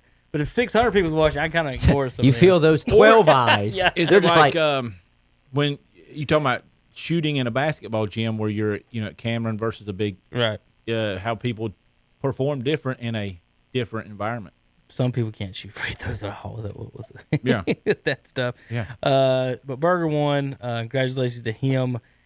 This weekend, I wanted to get where they were going to go. I want to see Varner win. He's Jordan Brand. He's got Jordan hat on. yes, he did. Hunter. Yes, So, he is. he will be June 18th this weekend. They'll be in Hilton Head at the RBC Heritage in Harbor Town Golf Links. So check that out, folks, on the golf.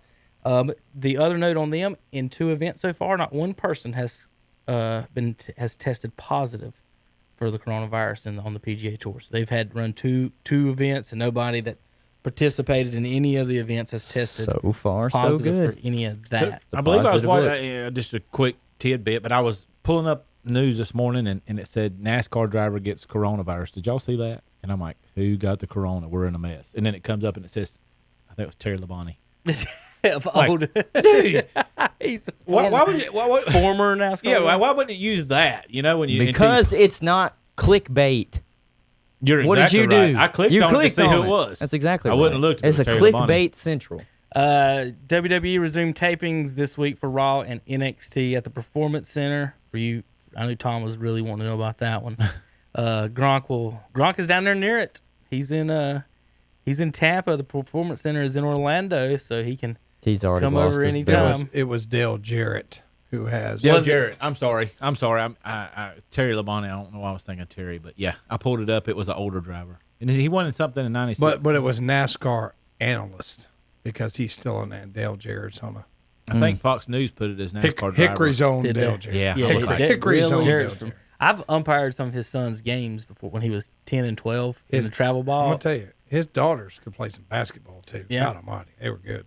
really? Dale's son was tall, but he would sit. He'd come to all the games. Him and Ned would come to some of the games. I've been there, and that they just sit there and in the stands. I ain't seen a single person, I think, come up to Dale Jarrett and ask for an autograph. I and was- all that. Yeah. They probably don't recognize him. Oh, go ahead. Well, you guys know Eddie Taylor, right? Yeah, I know. I remember one time I was sitting there. Hickory was beating us. Like I've had coach JV girls, they're probably beating us by 50, and I'm sitting on the end of the bench, probably let's do it like this. And Eddie Taylor bumps me, and I'm like, he's gonna give me some words of encouragement or something like that. No. He goes, Tom, there's DJ. Thanks a lot, Eddie. I'm getting like Eddie. Hey, you could care less. Go ahead, Zach. I What was were you gonna watching say? actually. We was talking about earlier the Davey Allison that y'all talked about Monday, and I was just sitting there watching because I was really wanting to get the race back on, but they was playing through different people talking about him, and it was his old crew chief. and the guy's name was Joey Knuckles. And I'm watching. I'm like, why do I know this dude? He buys steaks every week at the store. You say you recognize him? So I'm thinking in my own mind, if I can get him to come in here and talk with us, about some of that old stuff, I was thinking, next time I see him, because he'll shoot the bull with you. I'm like, I didn't know he was Davey Allison's crew chief. Yeah, the people like that you never recognize. He's just there's baseball calmest players. dude. There's baseball players that post on. I would not have a clue walking down the street. I didn't know who he was. Some of these Man people. in the Moon. He'll come by, ribeye or whatever, Yeah. and we'll talk. Next time I'm like, hey, dude, we do like this racing thing at the radio station. You want to come in and just give us some old stuff, No. And, He'd probably say no. They say, hey, thanks, but no thanks. Hopefully just give me my steak. Hopefully we'll get to talk to Alex Burleson this weekend, maybe next on the show. East Lincoln Mustang drafted by the Cardinals. St. Louis Cardinals. I was looking at a Panthers tweet as soon as I said that. Did you see the Panthers tweet that I had to comment on while we were doing the show? It was the Carolina Panthers official Twitter page. And there's this little thing going around on Twitter right now where it's like comment, like, or retweet, and they'll put these pictures above it. And whichever one you do, comment, retweet, or like, is the one that you prefer. And essentially it was comment. It was like, who is your Panthers GOAT? It had comment, Julius Peppers, retweet, Steve Smith, like, Luke Kuechly. And Luke Kuechly was blowing Steve Smith and Julius Peppers out of the water. Just At because least Cam wasn't on there. But I just had to quote it. And I had to say, this is the dumbest thing I've ever seen. How is Julius Peppers or Steve Smith not leading? And I basically made it to where I was talking about Julius Peppers because I had to remind people, like, he is fourth all time in the NFL in sacks. He's going to the Hall of Fame, fans too. don't like And him. I said you're salty It's the because he weirdest left. thing. It They're is. salty because he left. You're 100% right. They're salty because he left. He did get elected to the Hall of Fame. I think the ring of the Panthers Hall of Fame, or no, the college football Was it? Hall Okay. of Fame. And what That's was- exactly right. There were two Tar Heels for the college football Hall of Fame. Was Steve Smith all of 5'10"? Or what he could I do? think it was 5'9". Ice up, son. He's amazing. I'm Ice gonna up, tell you, son. I mean, and he could scrap too. You did not want to fight that man. And he would go over the middle. No. Yeah. No, I don't have any issues at all. Steve Smith. Just as far to as me, his it's playing. Julius Smith. Julius Peppers Julius is fourth Peppers had a all time. longer season, had a longer career. Number 1 overall pick. Number 1 overall North pick. Carolina native. North Carolina native. He's the best. Fourth Panther. in NFL all-time sacks behind Green and Reggie White. Well, put it this way. The easiest way to put it: if you're making your all-time, Luke Kuechly only played 8 seasons. if you're But making the your women love Luke Kuechly. You got to forget. It's the recency bias. What have you done Right. for me but, lately? but women really like Kuechly. if you're building an all-time team, like I'm going to build the all-time defense and the all-time offense, is Steve Smith or Cam Newton or Luke Kuechly gonna make the all-time greatest team? Maybe Or not. Julius Peppers. Probably. Okay, he's going to be your defensive end. Him and Bruce Smith and Reggie White, and then whoever else you want to put on the other end, Charles Haley. So that would be my 4. But Peppers, if you're talking the all-time team, he's in that conversation. The other ones aren't, and that's what you can. They can be mad that he left. He came back.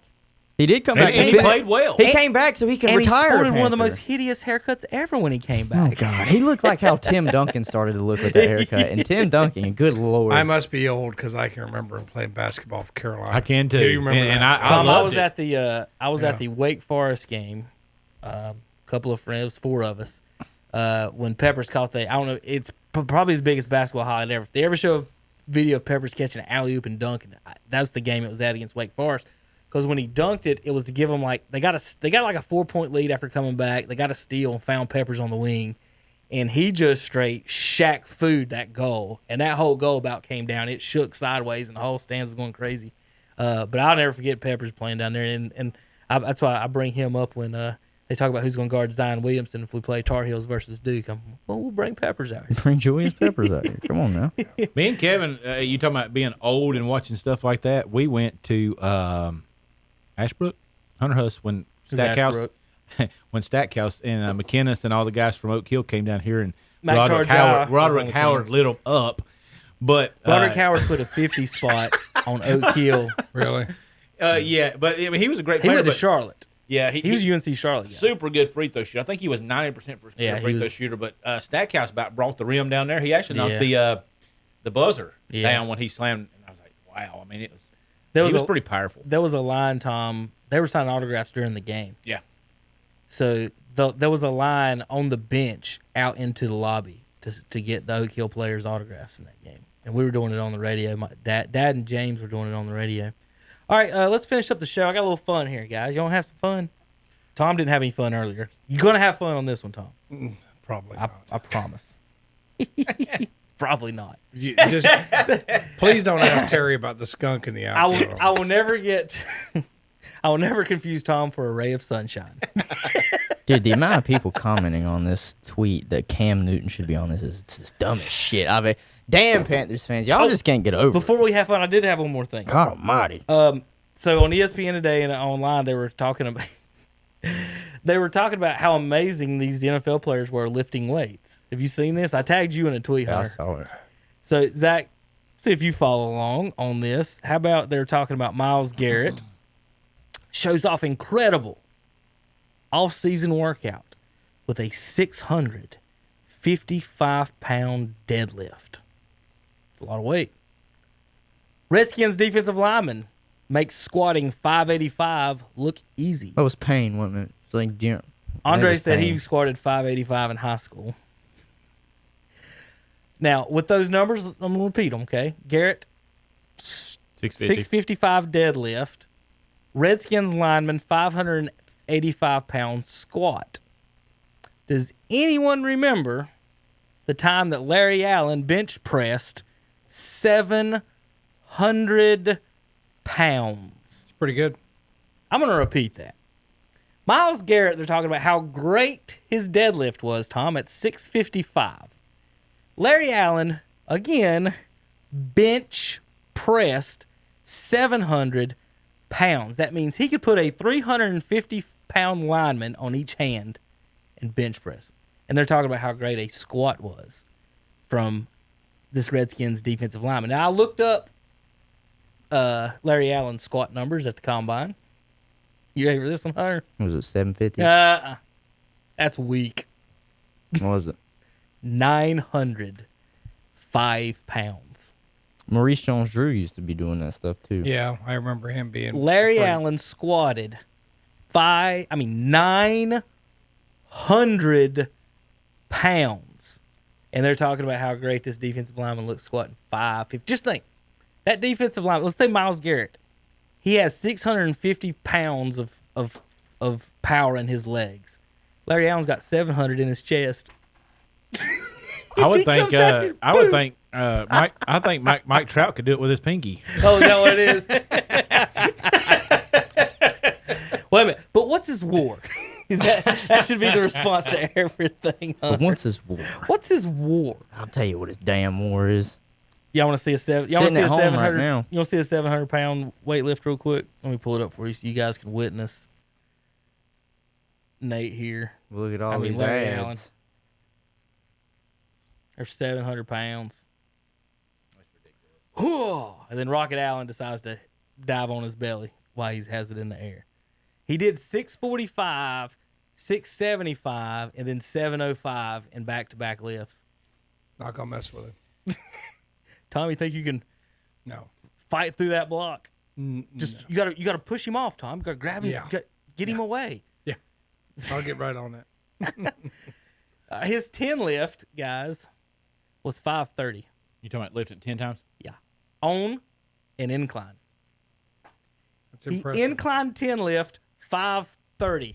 Big And this boy. guy's over here squatting 560, and they're talking about how impressive it was. And like I said, I can't squat 560. I can't deadlift 650. But don't tell me, this is the whole going back, don't tell me, today's bigger, stronger, whatever athlete. Look how incredible this is. When Larry Allen, 25 years ago, picked up 700 pounds, squatted 900, and then his 10 lift on the All them on the cheeseburgers. incline is 530 pounds. He was them a man. cheeseburgers. He was a man. All right, fun for the day, Tom. You ready? Yep. Mount Rushmore. Oh, God. I can only imagine. The greatest American, this is the radio station, rock and roll bands. Damn it, Kevin. The 4 greatest rock and roll bands in American history. No Beatles, no Stones, no Led Zeppelin, No Queen. no Queen, no Shakira, no La Bamba, Ricky is it? Jeez, I'm gonna say that wrong anyway. Richie Valens, how about that? So I'm gonna go through some nominees, write down ones, or keep a note in your head if anybody needs of ones. You know might what want to do. sucks about me being a part of this though? Why's that? Listen, I know. Because you're a baby. No, not just that. I know big hair bands. I know 80s, 90s bands. I know some of the 70s bands just because I've listened to them growing up. But none of them are my favorite, so I can't put them on my Mount Rushmore. Well, My Mount Rushmore would be Linkin Park 4 times over for their 4 multiple different albums. we'll see if they made the top 25 nominees. I know Here we they. go. I know they won't because a lot of them will be like Poison, and they'll be like Eagles. And Well, we know better. Red Hot Chili Peppers, Foo Oh, Fighters, now Crosby, there. Stills and Nash, The Doors, Van Halen, Tom Petty and the Heartbreakers. The Byrds. I'm giving you the names. Hold on. Velvet Underground. I've never heard of that band. Never heard of that band. The Strokes, Pearl Jam, Metallica, okay, Steely Dan, Talking Heads, Rage Against the Machine, Bon Jovi, Fleetwood Mac, The Ramones, Guns N' Roses, REM, The Eagles, Aerosmith, The Beach Boys, and Nirvana, and Green Day. Green Day, Linkin What Park. the heck? There we go. I'm about to say I'm Green Day. The doing damn lead nominations. singer is Australian. How did they make it? Are they an American band? I don't believe they are. I mean, they might have been formed in America, but the lead singer is Australian. I'll look it up real quick, make sure. Just Hey, Because I think they're underneath Water. I think they're underneath Warner it Brothers. does speak English. Yeah, I know they. And they have obviously sold- they speak English, but Here's so did fir- the Beatles. Hunter, here's They the- spoke English. Hunter, the first 5 words of Green Day's Wikipedia page. Green Day is an American rock band. Whatever. Kind If of it means because they were formed under an American label in America, then fine. But They the were lead- formed in East Bay, California in 1987. Okay. Under lead guitarist Billy Joe Armstrong. Mm-hmm. They were also known before that in 1987 as Sweet Children. So there you go. The Sweet Children. So, Tom, do you have one band that you would believe would have to be on Mount Rushmore of American rock bands? Aerosmith has got to be there. I will agree, so I'll write it down. Zach, do you have one? I don't disagree with his at all. So you got Beach Boys, Metallica. Is Tom Petty and the Heartbreakers not on it? Not on this one, but you can nominate whoever you want. I mean, some of these folks I've never heard of, so I've heard of a ton of people. Bon Jovi, the Ramones, Guns N' Roses, REM, the Eagles, Beach Boys, Yeah, you'd have to Nirvana, put the Pearl Eagles on. Just put me Jam. down for the Eagles. So Zach's going Yeah, with definitely it's a good choice. the Eagles. Never mind. I guess he's not Australian. I thought he was. Whatever. Whatever. To me, if Swing and a I miss, Hunter Yancey. whatever, I thought he was. Swing and a And miss. and swings at the deuce. Swing and a miss. Well, actually, if you wanted to talk, if I had to pick one that was actually relevant to my time, it would have been between Green Day and Linkin Park. But since I'm in here with a bunch of old fuddy-duddies, You can name whoever you want, Hunter. I agree with both of those bands if it makes you feel better. I will put. If I'm going to name a top 10, both of them would be in the top 10. Mm-hmm. How about this? We've got 2, and you guys did a great job on those 2. No, I was about to You say actually if I named 2 of the top 4 on this list, but I don't agree with one of the ones on their top 4. Who was there for him? Who their number 1? I'm not going to tell you who number 2 is because I AC/DC? think they should be on it. AC/DC is British. I Yeah. thought. Are they? They've got Australian, aren't they? they've got Maybe. all right. So they've got Nirvana number 1. No, I want to speak about that. No, they got one damn good song. I wanna speak about and it's that. because he died. They have 5 or 6 good songs. No, I don't think they do. I really don't. All right. But I don't like grunge. I was about to say, hold on. I don't Hold like on, Hunter. grunge. This is my era of growing up. This is my bands, and what I want to say. I agree with the Eagles and Aerosmith. What I want though. to say about ACDC's Australian. They are. What I want to say about Nirvana is that they did get overhyped by the death of Cobain. Mm-hmm. When he was killed, I, along with I would say most of everybody I know, did not think Nirvana was the best band in the world, and it all of a sudden exploded.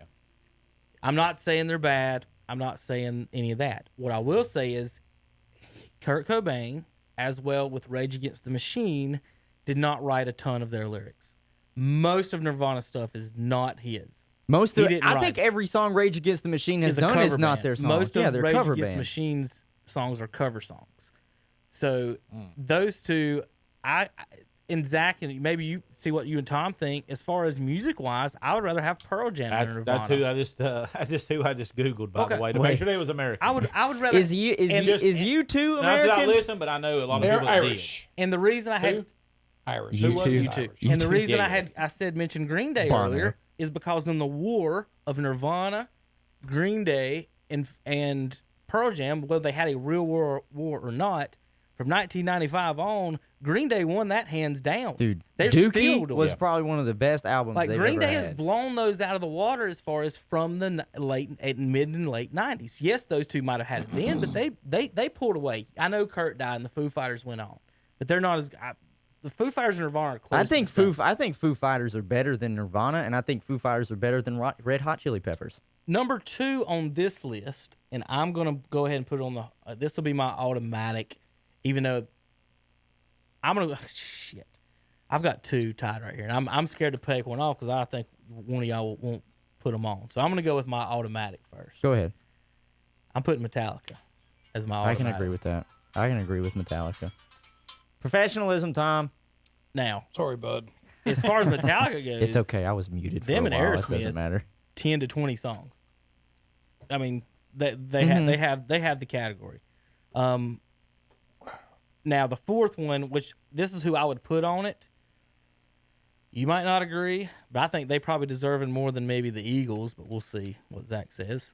The Beach Boys.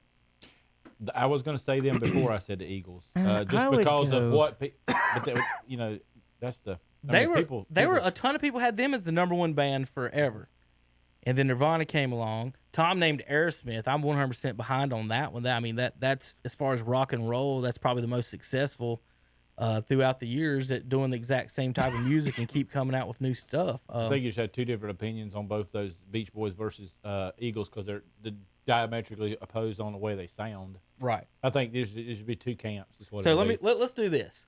Let's just start here. Aerosmith, Eagles, Metallica, and Beach Boys. The question then would be, do you have a band They could knock that one of you those would off. say this one has to be over one of those 4? Yeah.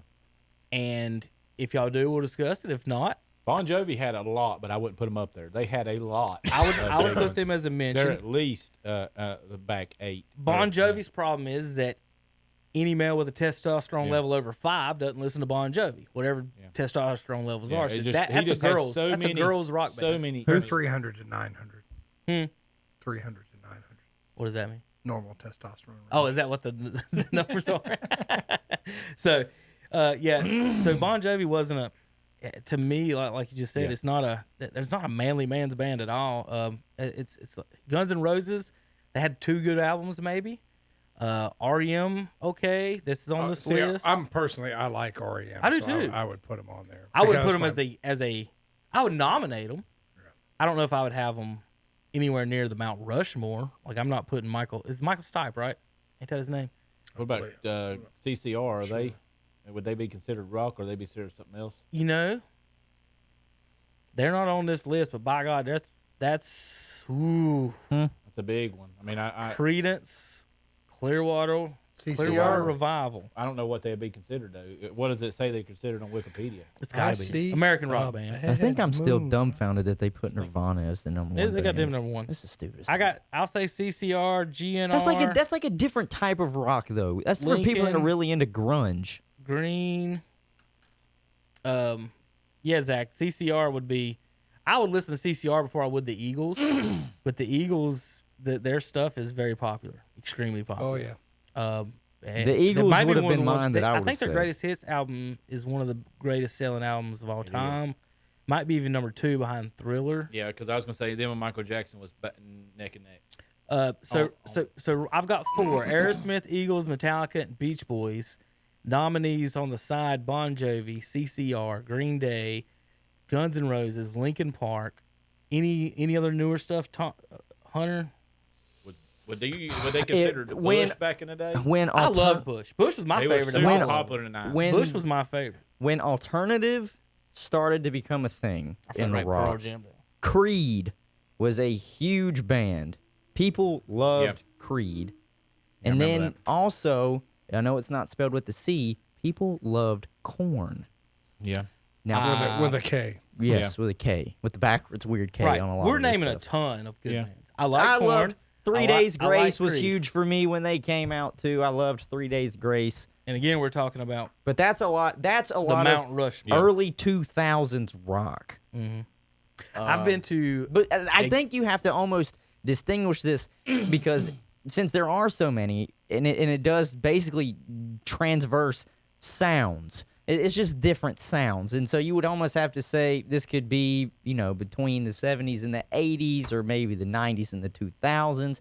You have to do that. But the best four of all time, I'm still dumbfounded that they would even put Nirvana at one on that list. Nirvana doesn't even make my top 10. So of the Women list like Kurt Cobain. of the list of 10 here, I mean, Chester Bennington had a suicide. We're have 3 you been to a years Linkin now. Park concert? Yeah, Did you I go went to- okay. 2014 to their Hunting Party tour, and 1, it 2, was 3, the best 4. thing I've ever seen in my life. Let's see, Creed, Green Day. I've been to 4 of these. I've been to Aerosmith. They put on a. Have you been to Aerosmith? I Anybody? have not. They put on an excellent show.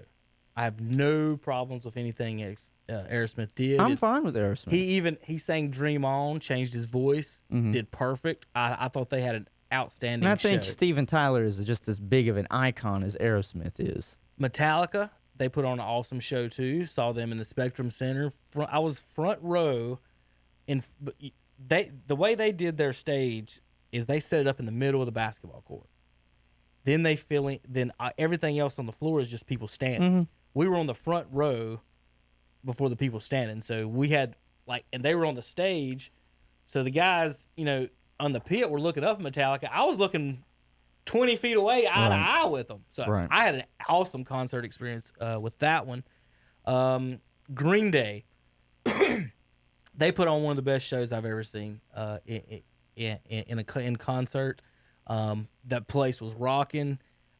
They were with Blink 182. I love some Blink And hold on, 182, man. I'm going to ruin your day on that one. No, don't Blink do it. 182 put on the worst concert I've ever been to. They in got my a new life. lead singer now. Let me back though. that up. Besides Widespread Panic. You ever heard of Widespread Panic? Blink Widespread- 182 is more known not for the lead singer, but Travis Barker. That's what they're more known for than anything. Is the drummer. Widespread Panic is Kind of like a jam band. who was that? That was Like a who was Neil Peart the drummer for? Jane's Addiction. No. Rush. Yes, that's who it was. Kind of like Neil Peart is known more than Rush's lead singer. That's basically how Blink 182 is. Travis Barker is known more than the lead singer of Blink 182, and they got a new lead singer a few years ago Their too, show and they're was, great. Their show was the two singers telling jokes, and then they would play a song. Yeah, but how early was Blink? Was this No, for this Blink was in the 182? middle of. I mean, this is their most popular. Them and Green Day were rotating as the lead. So on that they would tour. open for each other. So the night I went, Blink opened for Green Day. Mm-hmm. Honest to God, Hunter, Blink. It basically was you and me Mm-hmm. in front of a red curtain. Barker would be behind the curtain. These two guys would tell 5 or 6 jokes. Then Barker would start playing and they would sing a song. And you're like, what am I watching? Is this a concert or a comedy hour? It was, They it just was wanted terrible. Barker to do the. It was terrible. It was just 100% terrible. I can't talk I'll about tell them you what. enough. Creed, I went to their concert. Mm-hmm. I'm not going to accuse them of lip syncing. What I am going to accuse them of is every single one of their songs sounded exactly like the CD. Like there was no They sounded just there as was no good. like They sounded ad-libbing. like. They did. They sounded good. Well, that's how Linkin Park was when I went and saw him. They He didn't sounded do just any as good ad-libbing, live. which made me think, are they just playing the CD? Tell us the Britney, best concert you've been to, Britney Spears. music wise, not party. When I was a kid, I went to a Tom Petty concert at Yeah. whatever it was, Blockbuster Pavilion. I don't know what it is now. Where? Charlotte. It was Verizon Yeah, Wireless Charlotte. at some It's point. PNC now. Now it's PNC. now. PNC I had a Pavilion. good time, but I've also been to a Jimmy Buffett concert I really liked. Been to George Strait one time at the Dean Dome. So There you go. I've not been a huge concert goer, but the ones I've gone to, I've really I'm not enjoyed. either, Tom. I Yeah. think I have just as much fun listening to them in my head, Right. country like on my music? ears. I've been to Garth, Alan Jackson, Alabama, Willie Nelson. I bet Alabama put on a hell of a show. How about Waylon Jennings Jr.? I still have my ticket that in '94 when I went to Tom Petty. I still have the ticket. You don't have those anymore. Now it's on your I phone. think I've got an Aerosmith Yeah, ticket. that's right. When I went to that one, Well, for this Mount Rushmore, I'll tell you, I'm fine with Aerosmith, all three Eagles, of yours. Metallica, and Beach Boys. I don't like Beach Boys, but that's just because I don't like the Beach Boys. I didn't like that one. To me, I know they're not a rock group, but they could almost be considered. I would put the other boys in front of Beach Boys. I'd much rather listen to the Beastie Boys than Beach Boys. Oh God, Yeah. stop! No, yes, I'd much Y'all rather are listen to the terrible. Beastie Well, Boys. the Beastie Boys are a little political sometimes. That's kind of. I love the Beastie Boys. I could listen to the Beastie Boys I don't every like day. a single thing about the Beastie Boys. The fact that Run DMC found them was like, hey, I don't think Come they have with us. rhythm. I don't think they have good songs. I don't love think there's it. anything about them other than just I screaming. love Paul Revere. Oh, such a good song. Screaming in Had the a little horsey named Paul Revere. I love Me that and song. my horsey I and a love that quart song. of beer. Now that's making a mockery of music, Tom. All right. All right, how about this? Beach Boys, Wouldn't It Be Nice? Good Vibrations, I Get Around, Surfing USA, Kokomo, Don't Worry Baby, Help Me Rhonda, Little Surfer Girl, and then I ran out of room. The best song by the Beach Boys is 409. Remember that song? You like that one? I mean, Yeah. but then it just comes down to taste. Like, I don't like Nothing it. Like, can catch don't get me a wrong. It can 409. come on, and I can know it immediately. But it doesn't mean I like it. It might California mean that it might Girls. mean that I switch it as fast Be as true I to your can. school. Giddy up, 409. That's a good song. People just don't realize, like Tom's talking, he's naming 409, and that's I ain't even got to that on their list of best songs. Like they have But I so like that many. song. Yeah. I mean, Hybrid All right, so Theory if you're by gonna- Linkin Park went 10 times platinum, and All it right. just went 11th time Hunter platinum. wants So. to take Beach Boys off and put in who? I'll let you all take the Beach Boys off, put in somebody. I'm gonna leave the Beach Boys in. Who are the three that we have that are solid? Metallica, Eagles, and Aerosmith. Mm-hmm. The other nominations were Bon Jovi, Creedence, Green Day, Creed, Guns N' Roses, Linkin Park, Pearl Jam. You know what? I won't be just the homebody that I am and the fanboy that I am of Linkin Park, but I will put Green Day on there. Okay. I'll put Green Day on there. I love Green Day too. I think Green Day's got many of hits. So I will. If you want to just Like buy- he's talking Bush. Me personally, I would have Green Day, Bush, Pearl Jam, and Nirvana in that order.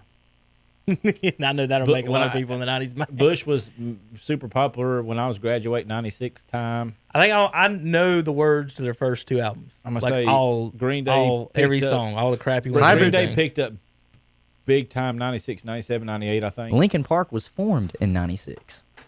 So They were formed in '96. So then they would be late '90s, early 2000s. The one Still and wouldn't on, put 'em Hunter, in. the one and only thing I'll ever have against Linkin Park is that guy in my freshman dorm. They ruined Linkin Park for me. Because they just The guy on the corner who hardly ever went to class. I don't even know if he ever went to class. But every day I came back from class when that CD came out my freshman year, Hybrid Theory. you could hear it. He sat on the corner, and our dorm was on the far end of campus, basically. So you Certified could- 11 times platinum. It's a great album. Once you got to the quad, you could hear the dorm, this jackwagon playing Linkin Park from the quad. I'm telling you. Yeah, I just told people, like, just walk towards Huey. You hear the music. That's the floor I'm on. I'm on the fourth floor. Meteora, I'm 7 two doors times down platinum. from Linkin Park guy. Then one day, Hunter, the reason that just ruined me totally is Linkin Park guy's roommate, who looks like Grizzly Adams, decided he was going to go fishing. He went fishing. He caught a bunch of trout. He decided he was going to clean it in the dorm. Tom come back from class. One guy's banging Linkin Park, and his roommate's over here gutting fish in the dorm sinks. There's blood all over the place. You could smell it on the first floor. We were on the fourth, and we could smell the fish guts. You just have bad memories linked to that album. I But do. all the other That's albums why. are That great. is why I can't. That Cat- is my and that, Cat- I said that's my only To anti-Linkin me, Park. we'll finish with this. I love all of Linkin Park's album, but the most recent one, unfortunately, they released before Chester committed suicide. To me, is the best album lyrically that they've released. It's not who did we it's not finish? Who was hard our four? rock, but so who you who got was for? our four again? Green Day. Aerosmith. Aerosmith, Eagles, Metallica, and Beach Boys. Green Day, and that's I can't- mine. I can't argue with any of that. I think eight's fair number to put everybody on it. But then again, you would have to go by times and sounds because they're all different. they're The all Beach Boys is, let me tell you, it's way different than Metallica. Slightly. Well, yeah. All right. Anything else, guys, in your news and notes as I'm going through? I got one or two other things I wanted to say after the show before you guys get out of here. And then other than that, we've got racing this weekend in Talladega on WCSL. Saturday, sports talk as always. We'll have breakfast this weekend. And then we got NASCAR Sunday on WCSL. Poconos next week. Trying to think of anything else. Got our golf stuff taken care of, baseball and everything else. All right, guys. I think All right. about it. I would play some Creedence Clearwater Revival off if I could. That is the best of all those. Of all those, would be my wife's pick. that's the best beer drinking music on all those. Will y'all agree with that? Any Creedence. music's good beer drinking music. Creedence Clearwater. Tom, nothing's better than sitting up on the Blue Ridge Parkway at the creek listening to Creedence Clearwater in the summer. All right, guys. We'll see you next time on Shock Joxx. I'm Kevin Hastings for Tom Cinefani, Zach Mayu, and Hunter Yancey. We'll see you next time on KTCBroadcasting.com.